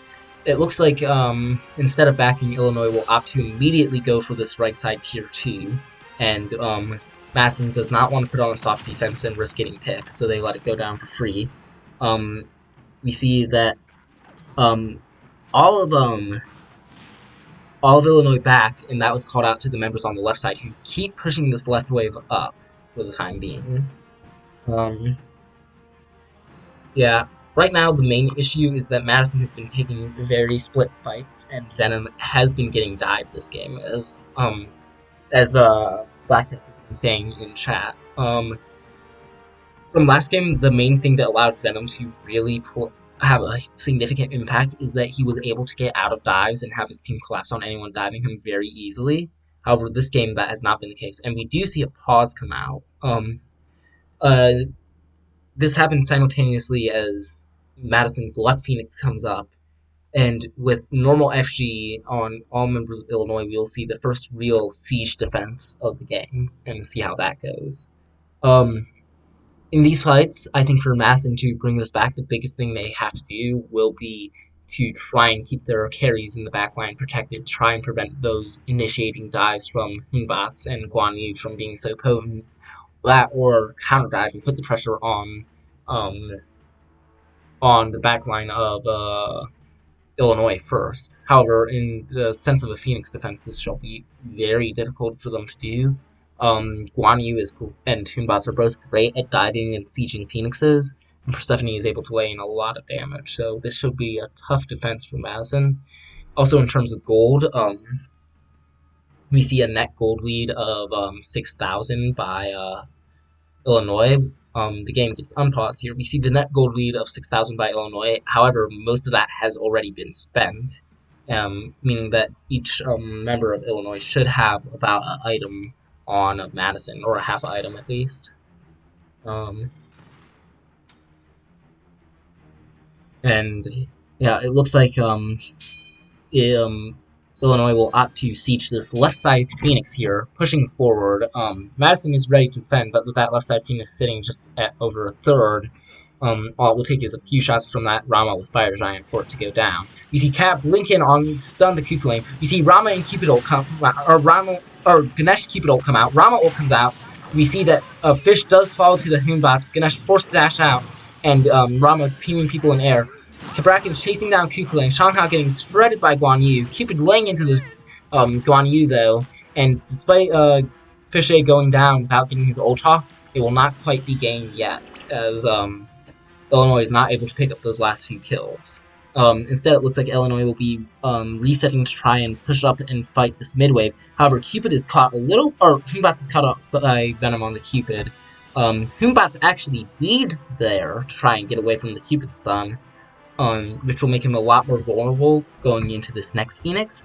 However, with left Phoenix down once more, Madison has to play even safer, especially since all members of Illinois are up, and their ultimates are just coming up as well. Kabrakan goes in once again, looking at Shanghai and Cupid, who are split from Ganesh and Cuckoo Lane. You see Ganesh will come down again. Persephone jumps away, Hunbats jumps away. Hunbats' ult falls, but does not manage to have too much effect other than keeping Shanghai and Ganesh away. And that mid-Phoenix falls without any lives going for it. The series count right now is 1-0 in favor of Madison, and this is the second game, and if Madison uses this, we will move into a third game. If not, Madison will take the set.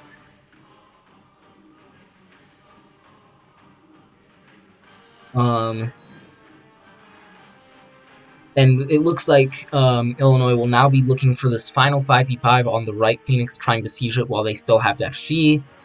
We do see Firewave pushing in from left side as well, so likely Illinois will take this fight right now as that Firewave has to go. Ganesh gets silenced out of Cab ult down without much effect. Kukulane jumps in. We see a huge Cupid ult. Persephone dove by the back by Robin on Fish. We see a huge Ganesh ult picking up Persephone and shredding Cab and Guan. We see that Cab goes down. Kukulane trades out with the Persephone after death getting a bunch. However, that is a 3-for-2, and it looks like Madison will try and chase a bit. However, someone does have to back to defend that mid Phoenix, and it looks like it will be Fishay right now. And knowing that, and knowing they can't be chased, it looks like the Moonbots and Guan Yu decide to back as well. And the remaining 3 members of Illinois will get away. That is a crucial defense for Madison for staying in the game. However, they were unfortunately not able to get quite as much as they wanted from it. Only getting the 2-for-1 kills and keeping the right side Phoenix up while having to then back and push Wave away. Unfortunately, their Phoenixes will not be coming up quite in time for the next FG, so that means that they will be forced to either go for a steal or give up this FG while defending their Phoenix and then try and fight into the siege once more. However, that will be very difficult either way. However, we do see Robin, Cupid, and Ganesh all looking at round FG. We see Robin blink after the Moonbots. Moonbots ult comes down. Robin did not be able to lead the way. Ganesh ult pops and does save him. Kukulane is back to try and defend the wave right now. FG is about to come up as well, and 4 members of Madison are there, with the Kukulane having to keep the left side protected as that Phoenix is coming up shortly. Because of this, that means that Illinois should be able to start this EFG buff pretty safely. However, it does look like Madison is positioning as if they want to fight this. Guan Yu is looking to try and go on Robin, try and keep it out. Fire Giant has been pulled and is about half. Ganesh is lurking there, does not have ult though to try and secure it. And it looks like Madison will be contented giving up this FG and have to instead try and fight under Phoenix against that EFG buff, which is very scary. Robin might be cut off here, though, if he's not careful. Cupid ult comes down to try and save him, and Robin ult down to get out.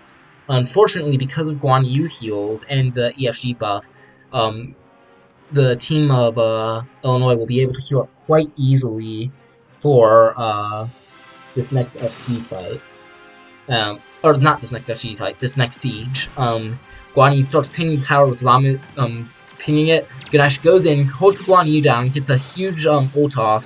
Guan Yu very low, almost down, but Ganesh does die to the Rama, and Rama goes in air to try and pick off the Cupid. Cab on the Shanghai dealing a lot of damage. We see on the other side that Robin manages to pick off, or Fishay manages to pick, or Humbots picks up Fishay on the Robin, and we see 4 members of Madison falling with only the Kukulane alive. With all 3 Phoenixes down, that should end up being game, with EFG leading the set to being... Yeah, with EFG, that defense was going to be incredibly difficult for Madison. So despite them having a great defense at the right Phoenix, because their Phoenixes weren't coming up fast enough for them to contest that EFG, they were in a very rough spot, as they would need a very, very good team fight to get back in it. Also, all the items of Illinois were finished out, while Madison's items were not quite, making it even harder to fight into them. And so with that, that is game 2. From that game, we can see that the Persephone was the main issue for Madison. The Moonbots and Kabrakan had very good engages, but the Persephone was the one laying in the damage, being able to pick up those kills with her passive, allowing her to get kills and apply damage even after death. Soloing Pixie 98 also proves that he is able to play ADC very well and is able to get off close to the top player damage here. Once again, the Moonbots, Persephone, Guan Yu coming out on top, showing why those team fighting ults are so valuable. Now it will be up to Madison to make the adjustment for this final game in Game 3 to show that they have the mental to play from being down, or after losing that last game where they did have a lead for a good portion of it in the middle of the game. And they have to come back from that, clear that from the minds, and figure out what they want to change to fight into Illinois for this final set. In terms of bans for this next game, I would not be shocked to see a Persephone ban. We also might see a Combats ban or counterpick, depending on how Madison decides to go with it, as both of those picks right now have been used to great effect. And with that, Game 3 should be shortly underway, with the match lobby already started, so let's get into spectating it.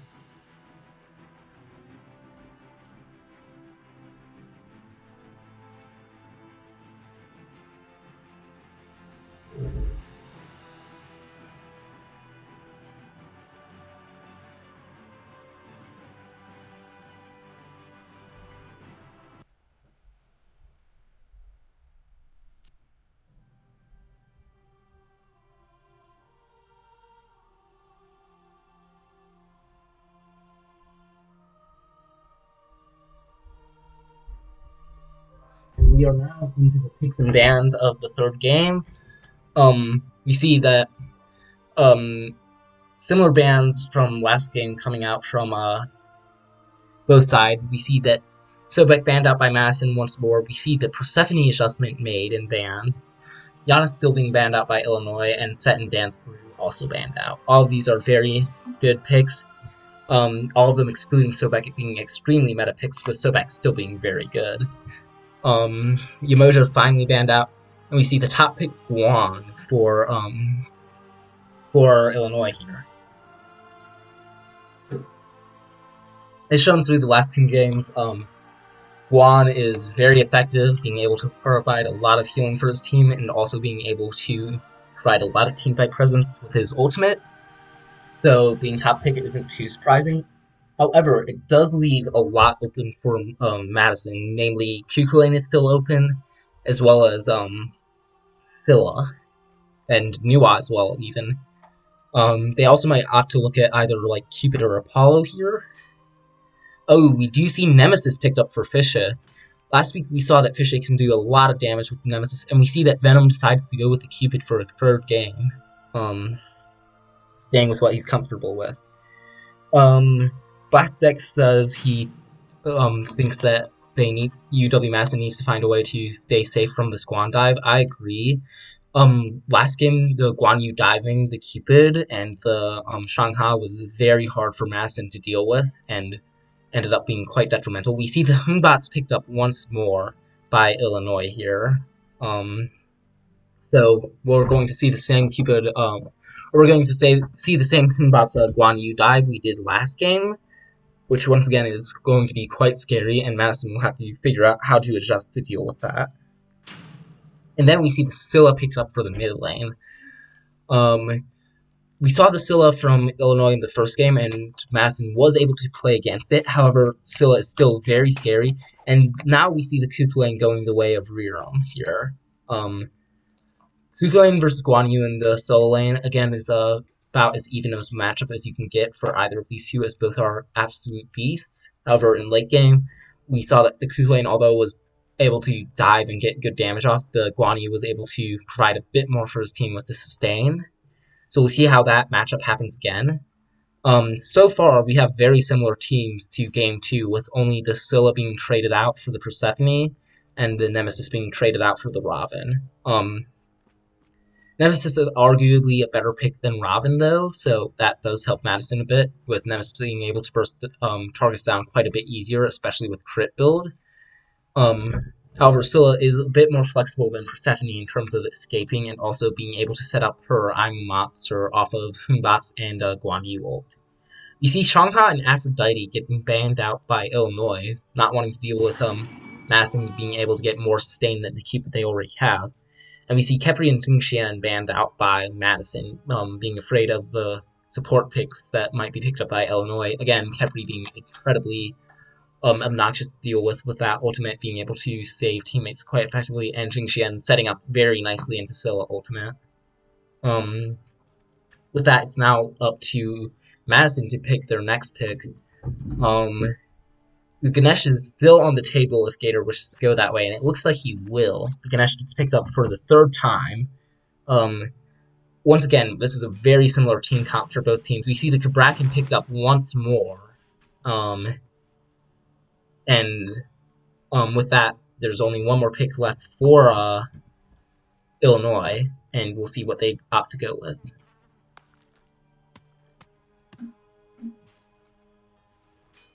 And it is the Rama once more. So Illinois' team is essentially the same as what they had last time, being with the mentality of if it ain't broke, don't fix it, if this Rama does get locked in, of course. With only the Scylla being changed out for the Persephone, while Scylla is still a very effective mid laner. So we'll have the same general strategy of trying to get in there, trying to lock people down with CC, and then set up into big mage ult.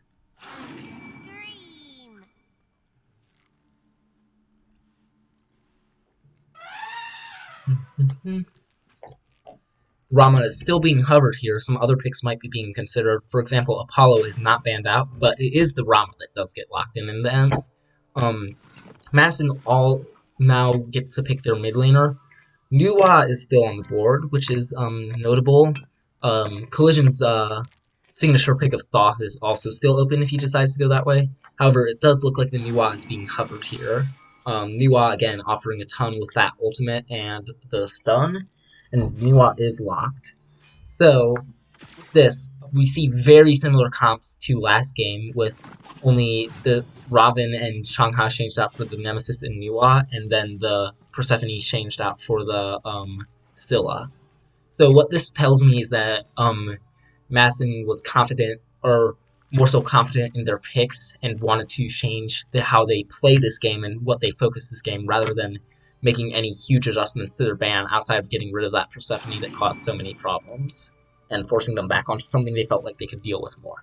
However, the primary threat that Illinois had of that dive from Guan Yu Humbats is still there, as well as the Cabrakan being able to very easily lock down their picks, especially with Cabrakan into Nemesis being scary. So Madison's going to need to adjust how they deal with that sort of diving and figure out what sort of counterplay they want to do. Outside of that, we might see... I'm expecting that Madison will play a bit more defensively this game. Last game we saw that they overextended a fair amount in both the early game and in the mid game where they started losing team fights. Chasing too hard, trying to dive and leaving their backliners alone, resulting into a very split fight. So I expect they're going to try and play a game where Ganesh is focusing a lot more on peeling the backline earlier, instead of trying to aggressively dash in and catch people out. And the Kakolan might as well be a bit more conservative about dashing in. And Cupid might save his ult for self-peel a little bit more. Outside of that, we'll see if Madison is able to make the gameplay adjustments they need. The set count right now is 1-1, so both of these teams have proven to be solid. So this Game 3 will determine the set, and I believe that if Madison does win the set, they will be able to guarantee progressing. I don't know if that case is true for Illinois or not. I know Illinois is also had a very good set record, so it will be likely a very close game, and whoever is able to come out on top of this one will take the set. So we shall see who manages to make the plays. Interestingly, last time we did notice the Cabrakan Rama lane was able to slightly outclear the Ganesha Cupid lane, so I'm interested to see if we will see that again. Also, last time we saw 2 solo kills coming out from the Cupid lane and Guan Yu. The first with Guan Yu killing the Cupid lane, and then the Cupid lane getting a return kill. So I'm wondering if we're going to see something similar this time. I also know last game the Humbats looked at trying to gank Cupid lane level 2, so we'll see if that is attempted again. But yeah. Should be interesting. I do definitely think that the other thing that Madison has now is they have Nemesis to allow a team to pick a target and burst it down much more effectively. I expect that we'll be seeing the Nemesis a lot on either the um, Scylla or maybe even on the Guan Yu if the Guan Yu tries to dive them. And that will give them a lot more of an option of being able to shred through anyone trying to dive that back line. And with that, we will be starting game 3, the final game of this set. And we will see who is able to come out on top here.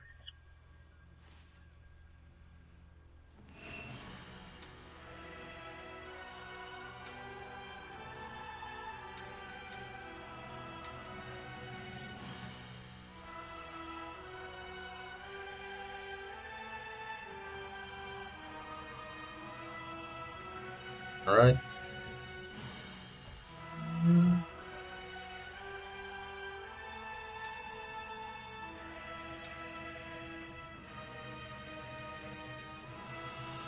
Black Death is saying with Nemo, he will be able to help the backline out more though. I definitely do agree. I think dropping the Nemo on the Guan Yu will make that target. It will both give Fish a lot of protections to stay alive slightly longer, and also allow that Guan Yu to actually be bursted down by the Cupid and by the Nuwa. So I think that Nemesis over Robin is incredibly beneficial for Madison here. And we'll see how significant of a change it is shortly.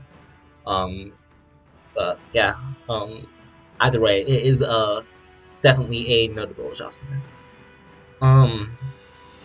We see similar starts coming out from both teams. Again, the Warrior Axe. Kukulane actually opting to go Warrior Axe boots instead of just Warrior Axe, which Guan Yu opted for. We also see that Nemesis opts to go with no pots here, instead trying to get that Golden Blade online as early as possible, as does or instead opting for tier 2 combat boots, as does the Hunbots. And yeah, we will see how the start goes. The last 2 games, I'd say that Illinois had a slightly stronger start, being able to get to lane slightly faster and out-clear Madison a little bit. However, I will say that Nuwa into Scylla is a slightly Scylla has less lane pressure than Persephone for sure, so it's definitely a lot more doable there, with Nuwa even beating Scylla to lane and going to be out clearing this first wave. However, we do see the Cabrakan once again going and focusing the wave, and Rama Cabrakan are able to hit 2 before the Ganesha gets it, and they will get that pressure on duo once more.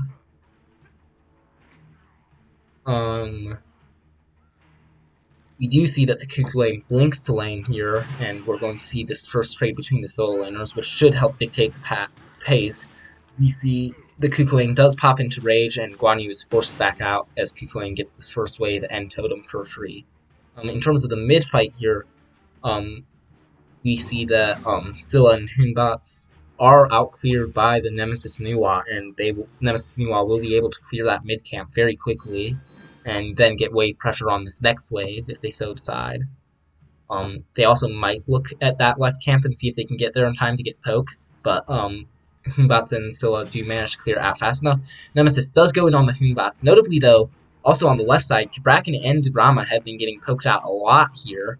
Even though they have wave pressure, they may have been playing a bit too far up. However, Venom also needs to be careful being low on mana. It looks like Cabrakan was looking for a stun. He gets rooted though by Ganesh and is not able to find it. In this mid lane, we see Nemesis and Nemesis and Nuwa pressuring up on the Hunbots, being able to hit level 3 before him, and being able to out-clear the Scylla once more.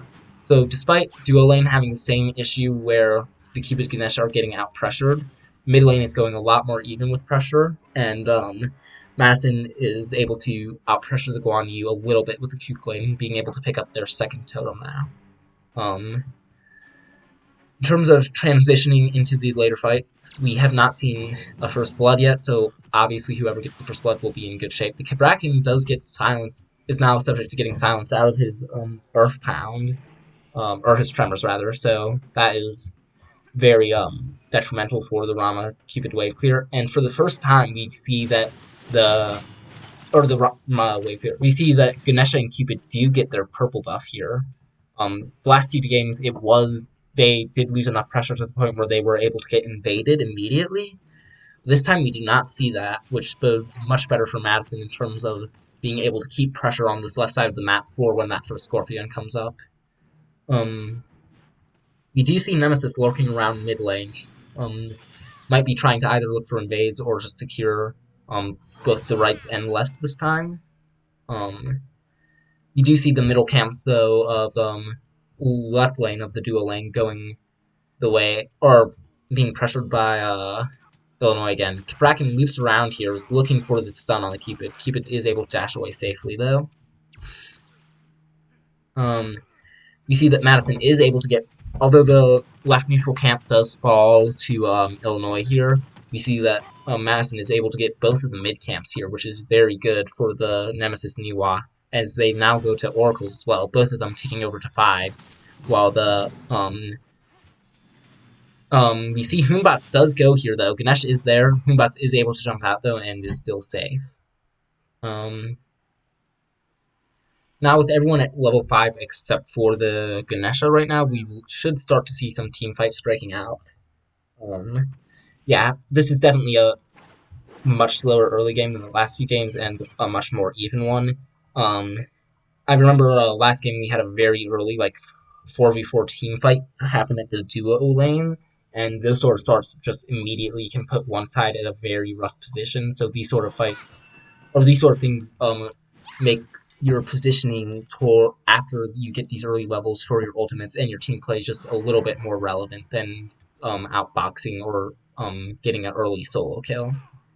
So it is definitely good to see, and right now it is a dead even match. Madison does have 700 gold, but that is pretty insignificant and can vanish in a moment. So, however, we do see right now there may be the potential for a purple buff invade. Nuwa and Ganesh are rotating over to cover for that possibility, though, and Illinois does have it warded, so they are aware of that happening. Yeah, thus far we have yet to see any buff invades or real pressure placed on the map by either team, with them just being content with farming their sides or fighting over the neutral camps. But outside of that, oh, and it seems we do have a pause, as Fisha did DC here. This is game 3 here. It is a 1-1. So, yeah, I expect that we should be seeing a grouping around this left side Scorpion real soon. The Bracken is a little bit cut out here actually, but it doesn't look like Madison is going to look at him or try and take that fight. Instead, we might see a little bit of sparring on this right side mid camp between Nemesis and the Inbots, but right now it's still a very passive game by both sides, both preferring to play it slow and take their time rather than jumping into a unfortunate fight. Madison from last game. Last game, Madison was very eager to take these fights, with Fisher diving tower to try and pick up kills, trying to get ganks pretty early. And this slower pace, allowing their team members to get farmed up, not allowing a huge deficit to open for either team, is pretty big. Interestingly, right now we only see 43 damage on the Nuwa and 41 damage on the Scylla, neither of them landing any more than like an auto or two on each other. And yeah, right now it has been a very passive game, and it looks like Fisher has reconnected, so we should be getting back into this. How is the jungle diff going? The first game, Fisher had a very strong performance, and he was on Team Butts and was able to get a lot off. I believe he ended up going like 6-3, if I recall correctly. 6-2 or 6-3, one of the two. So he applied a lot of presence. However, Dirty Tidy also shows that he knows how to use that Humbots effectively, being able to dive very effectively. So, and this game we will see if Fisher is able to make the necessary adjustments to fight Humbots. We see a Cabal come out on the Nemesis. Nemesis is caught up. Humbots are there. Shell comes out, and there's the I'm a Monster, and unfortunately Ganesha comes out late, not able to quite catch Kraken, and First Blood does go down. All three ults of the Scylla Cab and Humbats expended on that, but it was definitely worth it for that First Blood.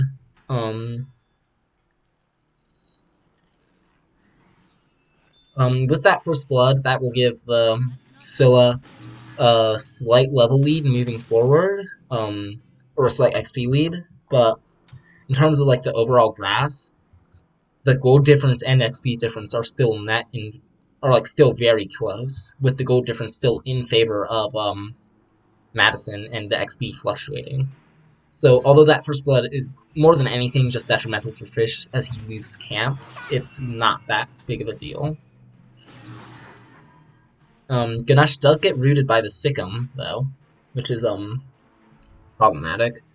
Does not get picked out, though, and it looks like the three-man team from mid is looking for this left Phoenix, while the Scylla and Cap have to back. They are afraid of the Rama pathing there, as shown by the pings, but he does not, and they do get this left side Scorpion for the first time. I think that's also the first time that Madison has managed to claim that first Scorpion, so already a good chain. In solo lane, we haven't been watching it too close, just because it is trading of... It's just the boxing of these two bulky boys. However, it does look like Kukulane, Rearmon Kukulane has managed to pull out a slight level lead, and is now ready to proxy and make a rotation if necessary. However, despite that first blood and then that Scorpion, we still see mostly passive plays from both teams, trying to just make sure they don't go into a fight they don't want to take, and just play smart and safe. I'm sorry. We do see the three-man grouping from the mid support and jungle starting to form once more. We might see a fight break out here over the mid camps. In terms of items, or key items, we do see that Nemesis does now have the Golden Blade on. You see Cabrakan blink in, gets stunned out by Nuwa, and isn't able to find anything, unfortunately. Fichet on the Nemesis backing as well. Finishes that. Oh, it wasn't Golden Blade, it was Stone Cutting. My bad. So we do see Stone Cutting finished off by Fichet here. We do see Cabrakan, though, positioning in a way where he's threatening Cupid. Venom is aware of it and dashes out, and Cabrakan is not able to get anything but a bit of pressure back for his Rom.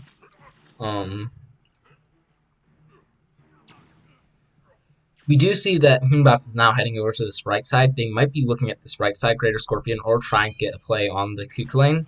Kukulane does get pinged out, however, he dashes away and Hunbats is left not being able to get anything, instead opting to look at this right side Scorpion.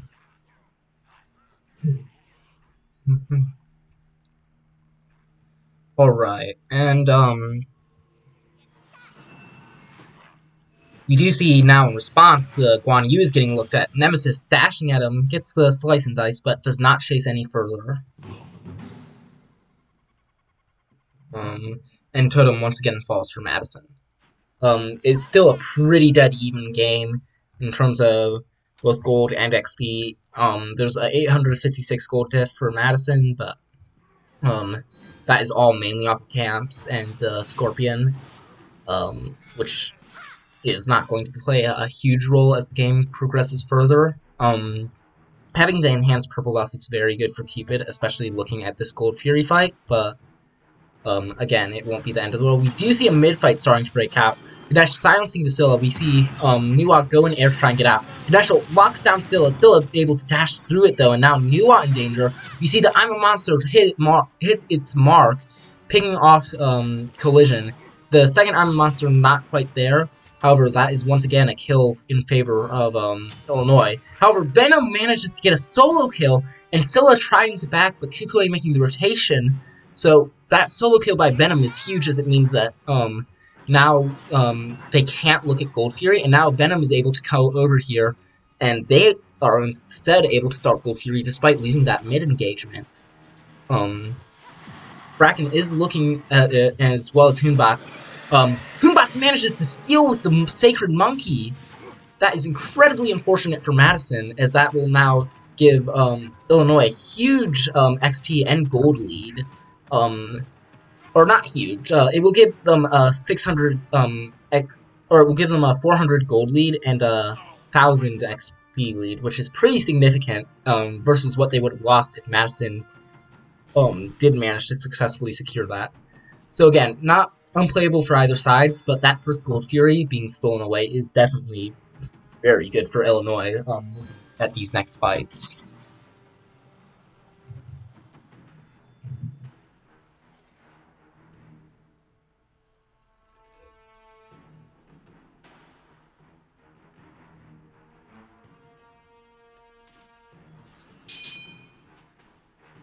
We see that the Nemesis Nula are getting pinged out on the map. That no play is being made on them yet. Interestingly, despite that Gold Fury, the gold differential really isn't that bad. Madison did lose a lot of the lead they were getting off of early camps, and the XP is somewhat worrying, but it's still very playable for them, whereas the last few games they have been fighting at quite a deficit for a good amount of it. That Scorpion does fall for Madison, and with that they get the enhanced speed and blue buff, and now Pyro is going to be able to be spawned.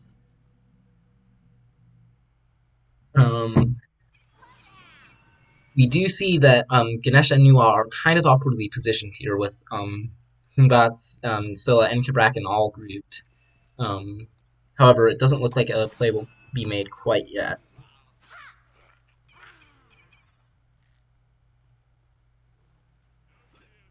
In terms of looking back at solo lane, we see that the Guan Yu now has a level lead on the Kuku lane because the Kuku lane tried to rotate over for that Gold Fury. So that is, again, detrimental for Madison. But the Kuku lane and Guan Yu this time have been trading much more evenly, and we have yet to see either of them really exert their full influence over a team fight. So once those solo laners get into the fray, we'll see how things shake up. Because last time, it was the Guan Yu that proved to be very problematic in terms of diving Madison. However, while we do talk about that, it's also important to note that because of that solo kill, Venom does have a sizable level lead in his dual lane, as well as being a fair amount of gold up on the Rama, with a total of 60 GPM up.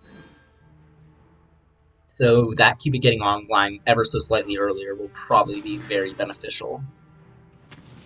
We do see Guan Yu going pretty deep, looking at the Nemesis, seeing what they can get. Kuku lane now comes around, it's going to contest them on the back camps. Humbats and Guan Yu are there, and should be able to run from this, but it looks like Madison are going to try and converge.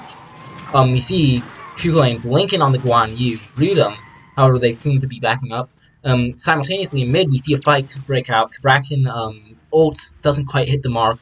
We see now that the rest of Madison are converging now on this Kabrakan. We see Nem ult come down, we see Ganesh ult come down.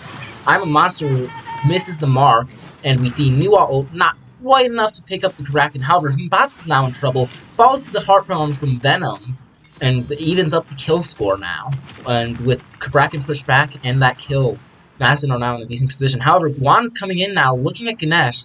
Silenced out of the 3 though, or the Talo Assault, so wasn't able to quite get anything. With that kill, Madison might now try and look at this Pyro, maybe? Or instead, they seem to be more contented with... Yeah, no, they are pinging out the Pyro. So they might see if they want to position around that, while the Humbats is still not present. That fight does go a decent way in bringing the gold and XP lead back under check, and once again, we're in a pretty dead-even game. Notably, Madison does have a tower lead in mid lane, though, that does contribute to them being ahead in gold off of that fight. So that will eventually disappear if Illinois does reclaim towers. We see Rom rolling on Cupid here, actually. Cupid not falling, though. Kabrakan now coming over in case Cupid tries to re-engage on the Rom, but it doesn't seem like that will be happening. We do see that Humbats was looking at around in Pyro, trying to play it safe in case they go there. Nem and Ganesh are now over there. We see ult go down on Rom, forced to beads and roll away. Ganesh is now down. Sprint placed on the Kabrakan. Ult goes down on the Kabrakan. He's now locked into Ganesh ult. However, nothing was really gained off of that. Instead, we see now Kuku lane and Guan Yu boxing around Pyro. It looks like we might see a re-engage here, though. Cab looking to see if he can get a stun. Doesn't seem like he's finding it, but with Humbats and Scylla here, now, Madison needs to be careful, especially Fishay, who's now been pinged out and is being chased down by Illinois. However, it looks like that will not happen. Instead, Illinois will now try and pull Gold Fury. With Illinois having all of their ults up while Madison doesn't, it will be a rough fight for Illinois, or for Madison here.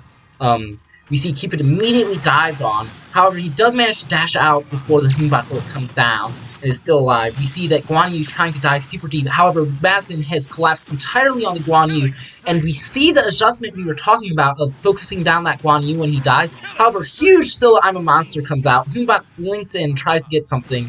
However, he's still caught out. Nemesis trying to dive, but wasn't quite able to find anything.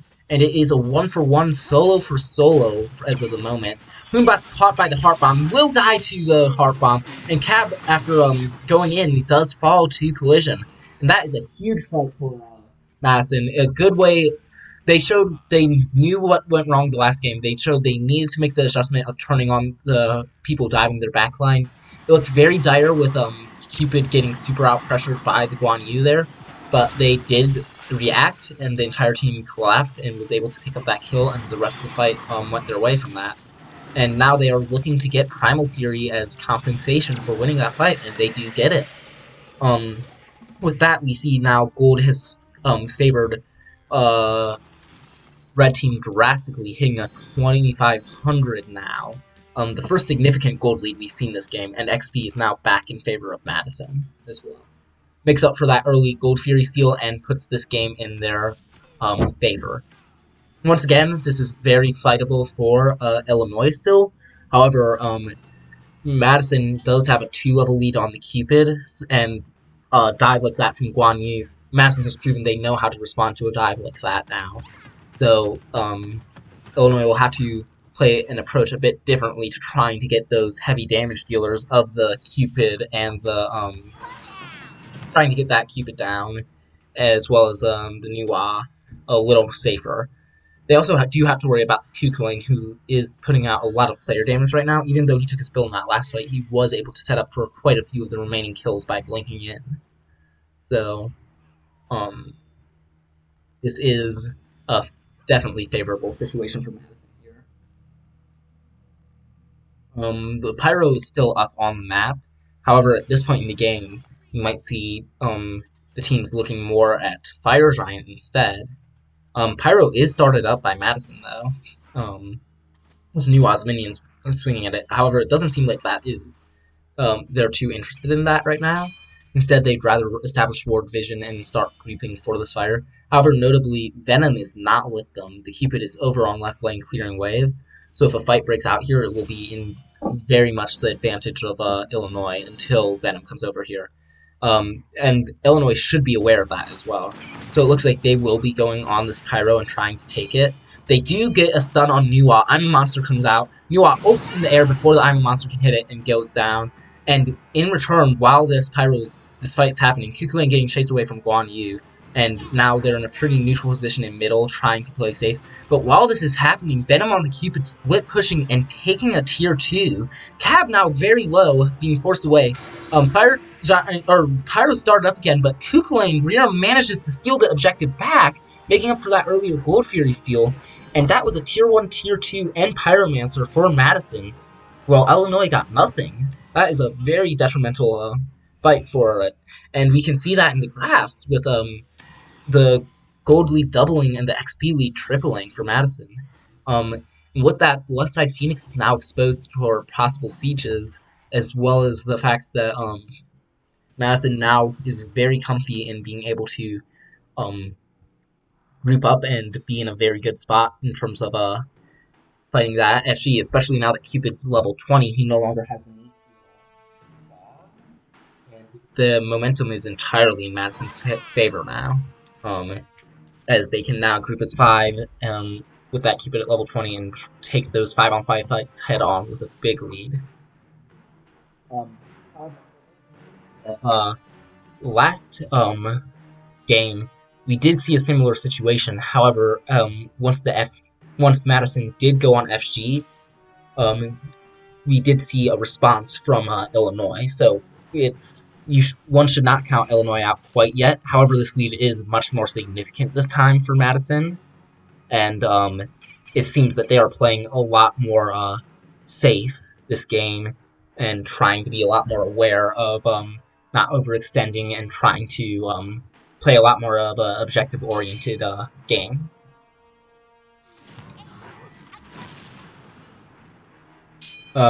Ganesh is getting pinged out here with most of or all of Illinois' team around the Fire Giant pit. This is a very awkward position for Madison, as they are in that weird split fight we were talking about before. Guan tries to dive. Nemesis caught out by Cabrakan ult and dies. Cupid ult not enough to save him. Ganesh ult does isolate Cabrakan, however, Cupid going down, or Nemesis going down is very detrimental for Madison. Once again, that weird split team fight working in favor of Illinois having a chance. Right now in these team fights, though, even with Nemesis down, Cupid being as high level as he is, oh my god! Cabrakan gets melted for blinking there. Instant beads from Venom allows him to instantly burst the Cabrakan with the help of Collision. Guan now blinks in as well. Instant ult tries to stun the Cupid, knowing that the beats are down. Cupid dies to the crush, however, Guan should get traded out here.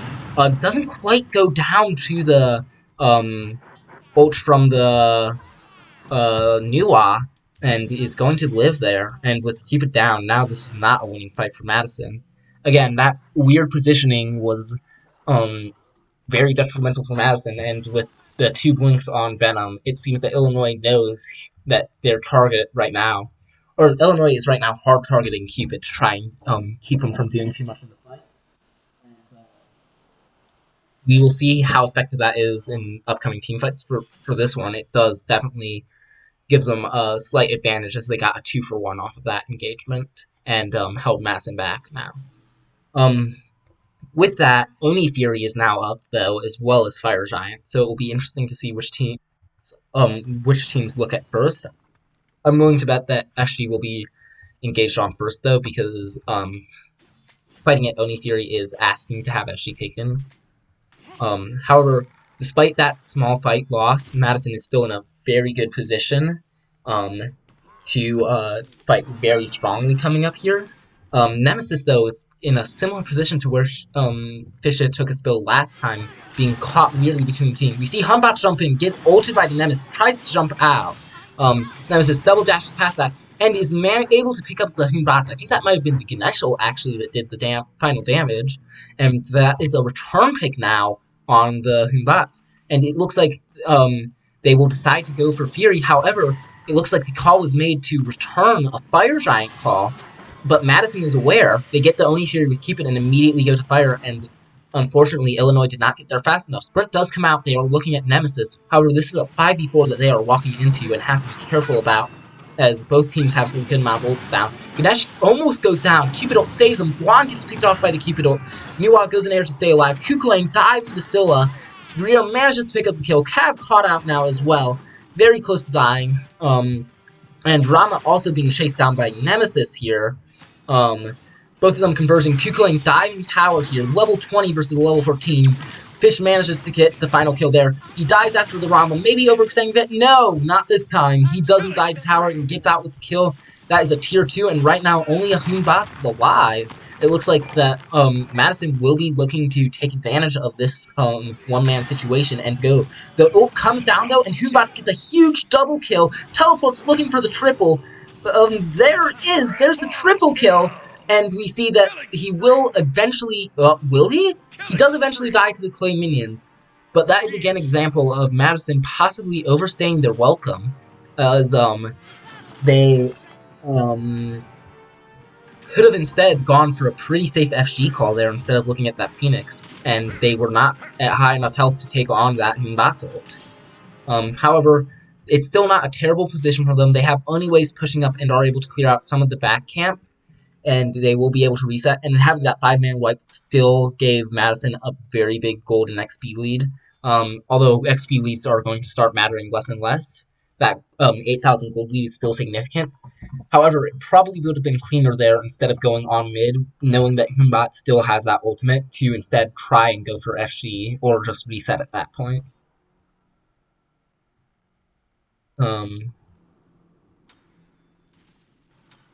Something else to note is that within this game, um, the healing from Guan has been much more significant than the healing from Cupid. Going into that fight, unfortunately, the Cupid's healing was not enough for. Oh wait, actually, more importantly, we see a FG getting pulled by Illinois. However, Madison is here to force him off it. Guan is again trying to position for that dive on the back line, and both teams are now positioning around this fire giant, looking to fight over it. Madison still has a pretty big lead here, so they are very incentivized to take this fight. And whoever gets FG will be able to start really looking at those Phoenixes. Getting this FG is essential for Illinois having a chance. Kraken tries diving. In the meantime, it looks like Pyro will go down for Illinois, but it's relatively inconsequential in the long run. It will be this fire giant that will either give Madison a very strong positioning moving forward, or will make will make Illinois have a chance to come back.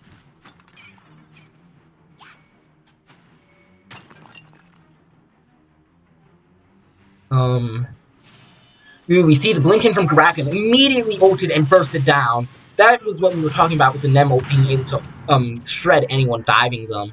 The Nuwa able to stay alive from her ult as well. And now we see Cupid ult coming down, a little off the mark, but Guan is now under pressure as well. Has a heart bomb on him. He goes into ult though, is now on Cupid. Cupid being pressured out by Ram. Ganesh trying to peel as hard as they can. Nemesis is here as well. We see Crush slightly off the mark, and Guan now goes down as well. Again, the adjustment we were talking about focusing those people diving their team, it has been made.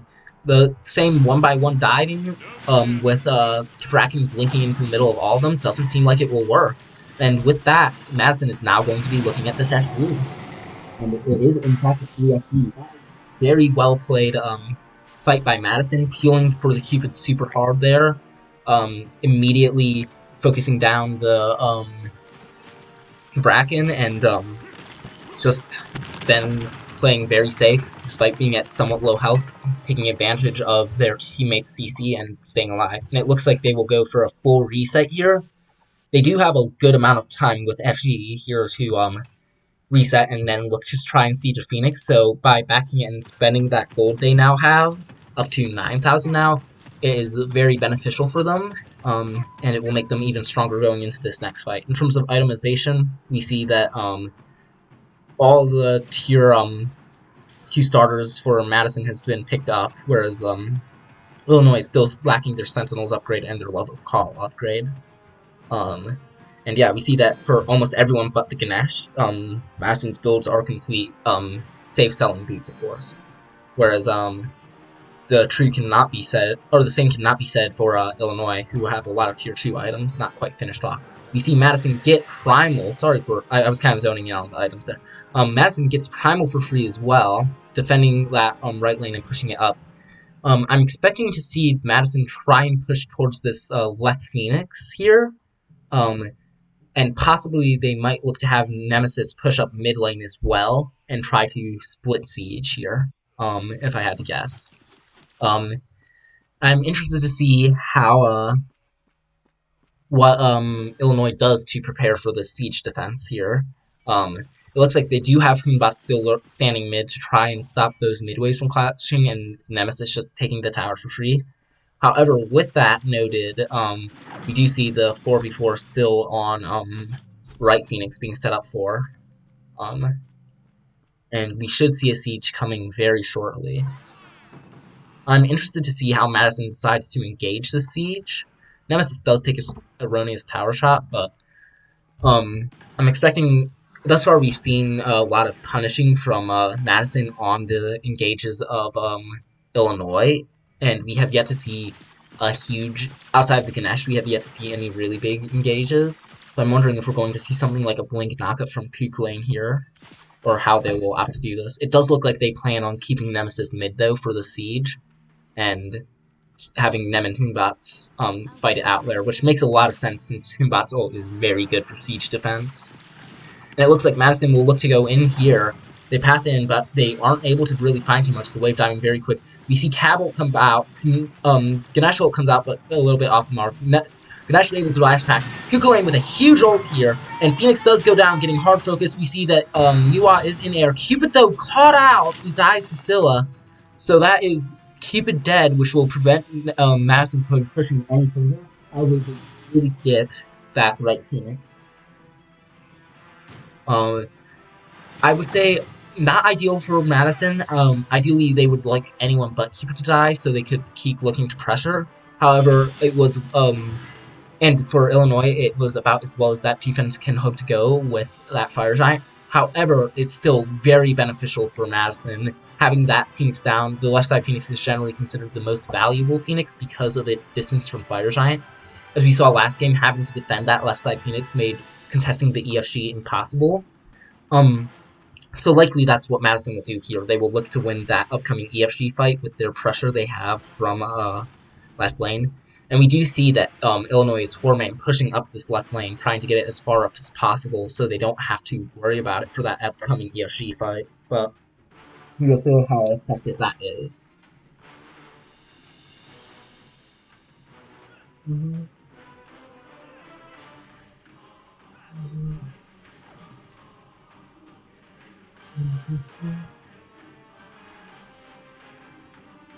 Yeah.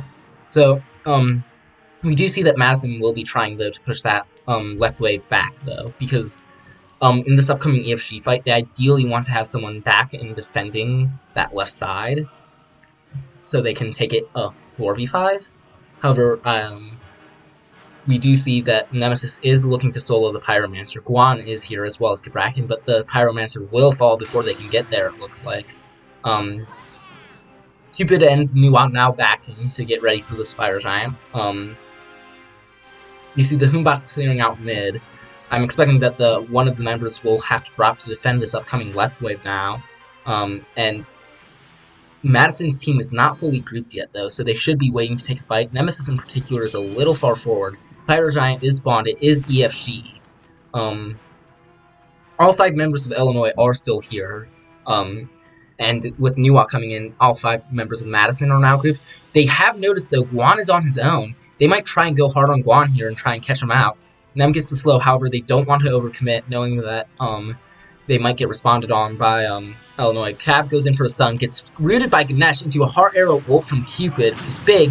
Cab gets stunned Mez. Big Ganesh pops or gets a good amount of health on the Nuwa. However, this or not the Nuwa, the Humbats.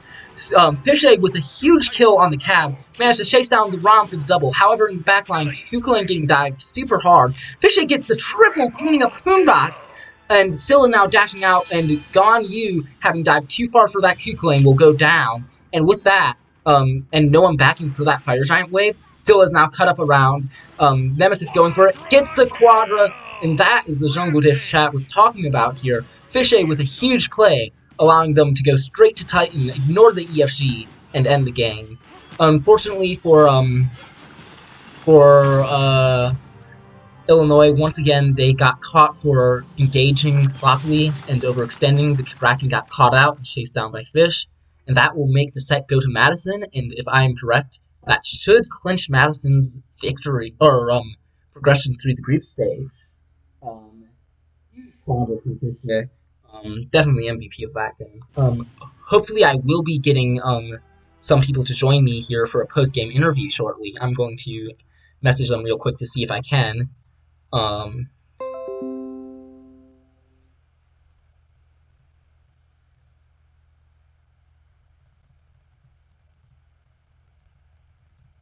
I've been told I should change the team names in the spectator settings for game 2 by Fishay.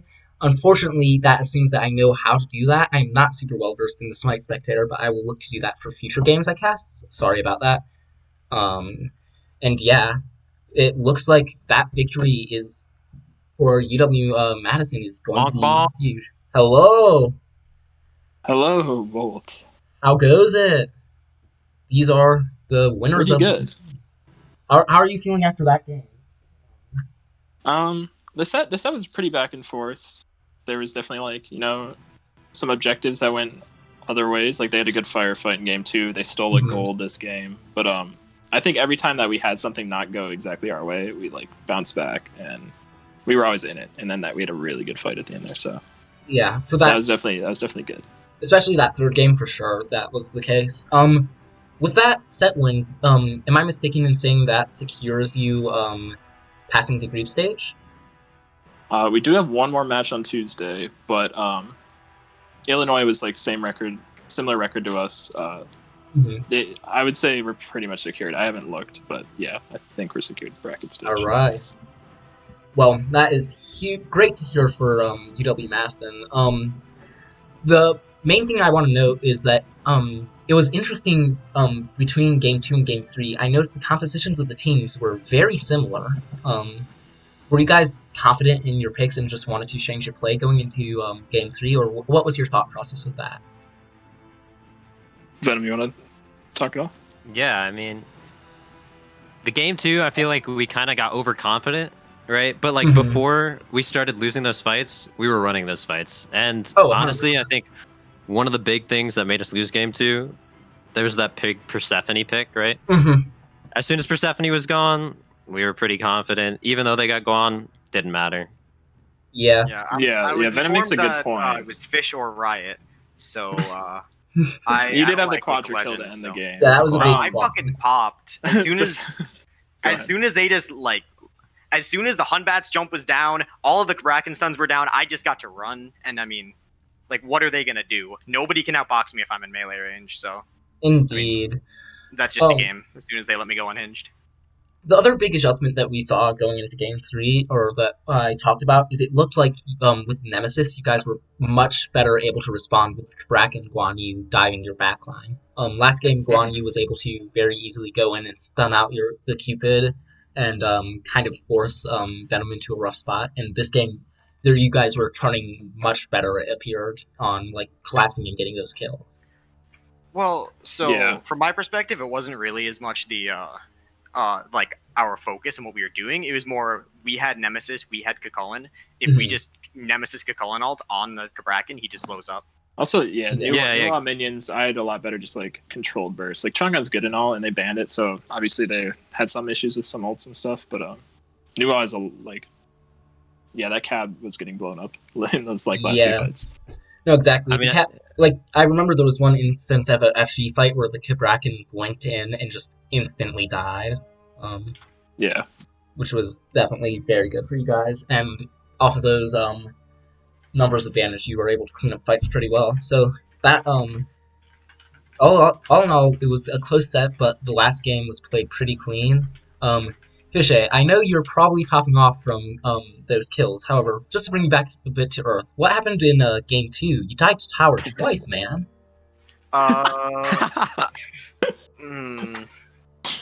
Well, it was Venom. I understand. Oh shit! My bad, guys. My bad. Sometimes I take control of the tower, aim at Fish. Nah, range. Venom wasn't there to give the Cupid hearts. It was because Venom didn't rotate, obviously. Yep, my bad. But that aside, to give Fish some credit, I didn't have the best game too either. But we I'd say your first and third game was very nice, and it definitely the adjustment of you guys playing a bit more safe, a bit more calm and level-headed in the third game, a bit less overconfident, was evident, and it paid off. Yeah, and I want to give a shout out to both Gator and Rerum. Rerum had huge Kukulkan ults in those last two fights. Up by Right Phoenix, he had 4 people, and then on Fire he hit 3. No, he had crazy, insane Kukulkan ults for sure. And also, Gator didn't die, and he lived that Hunbat's ult to start that fight. They didn't have Hunbat's ult for that whole Fire Giant. They got on Gator, and he didn't take much damage at all. So that really opened up the fight. And then Fish, went to town and everything. So yep, for sure. Well, all in all, it was a very good set, very entertaining to watch. Do you have anything to say to the fans that are still watching you about how you plan to move forward, how you're feeling, what you think about your chances going forward? Yeah, well, we'll stream our match on Tuesday, or Yeah, I think Tuesday, and then yeah. So hopefully we're making bracket. We'll look to stream those too. You know, that's top 8. It feels good to be like a top 8 team in a way. Some groups have, you know, other good teams that aren't going to make it and stuff, but this has been fun. We've had like 20 plus people the past few streams, and yeah, it's cool to see people. So, and thanks for the cast, Bolt. Of course. You're holding it down with the solo cast. Hands applause to the fucking caster, bro. You just went off for so long. This is like a 2.5 hour stream. Dude. Your throat's probably getting sore. We're trying our best to make casting. It too. The one thing I will say is I still need to mess around with Smite Spectator. I still cannot get dragging the people to like match the icons in the item tab to work. Like, we'll have a spectator little spectator tournament, bro. Spectator tournament. Whoever spectates the best wins. All right. Well, watch out! I got a good camera movement. All right. I see you. Well, Venom, you might have to put that on display. It sounds like UW White, the team you play on Bolt, might be playing tomorrow or a different day coming up. Maybe we have Venom spectate. Maybe we bring out some casters from our team. Yep. We'll have to see how it goes. Right now, we don't have a solid match time as the Tennessee Tech, the team we're playing against, has said that they would prefer to play Sunday night, but several of our members can't do that. So we'll have to see how it goes. But yeah, should be fun. We'll send out the message regardless. Yep. We'll hopefully get some people in there for that game. Either way, you guys should stay tuned for some more good Smite gameplay coming up on the esports channel. And yeah, thanks for joining us. And thank you guys for joining me for this post-game interview. Pleasure talking to you and pleasure watching your game. Of course, thanks.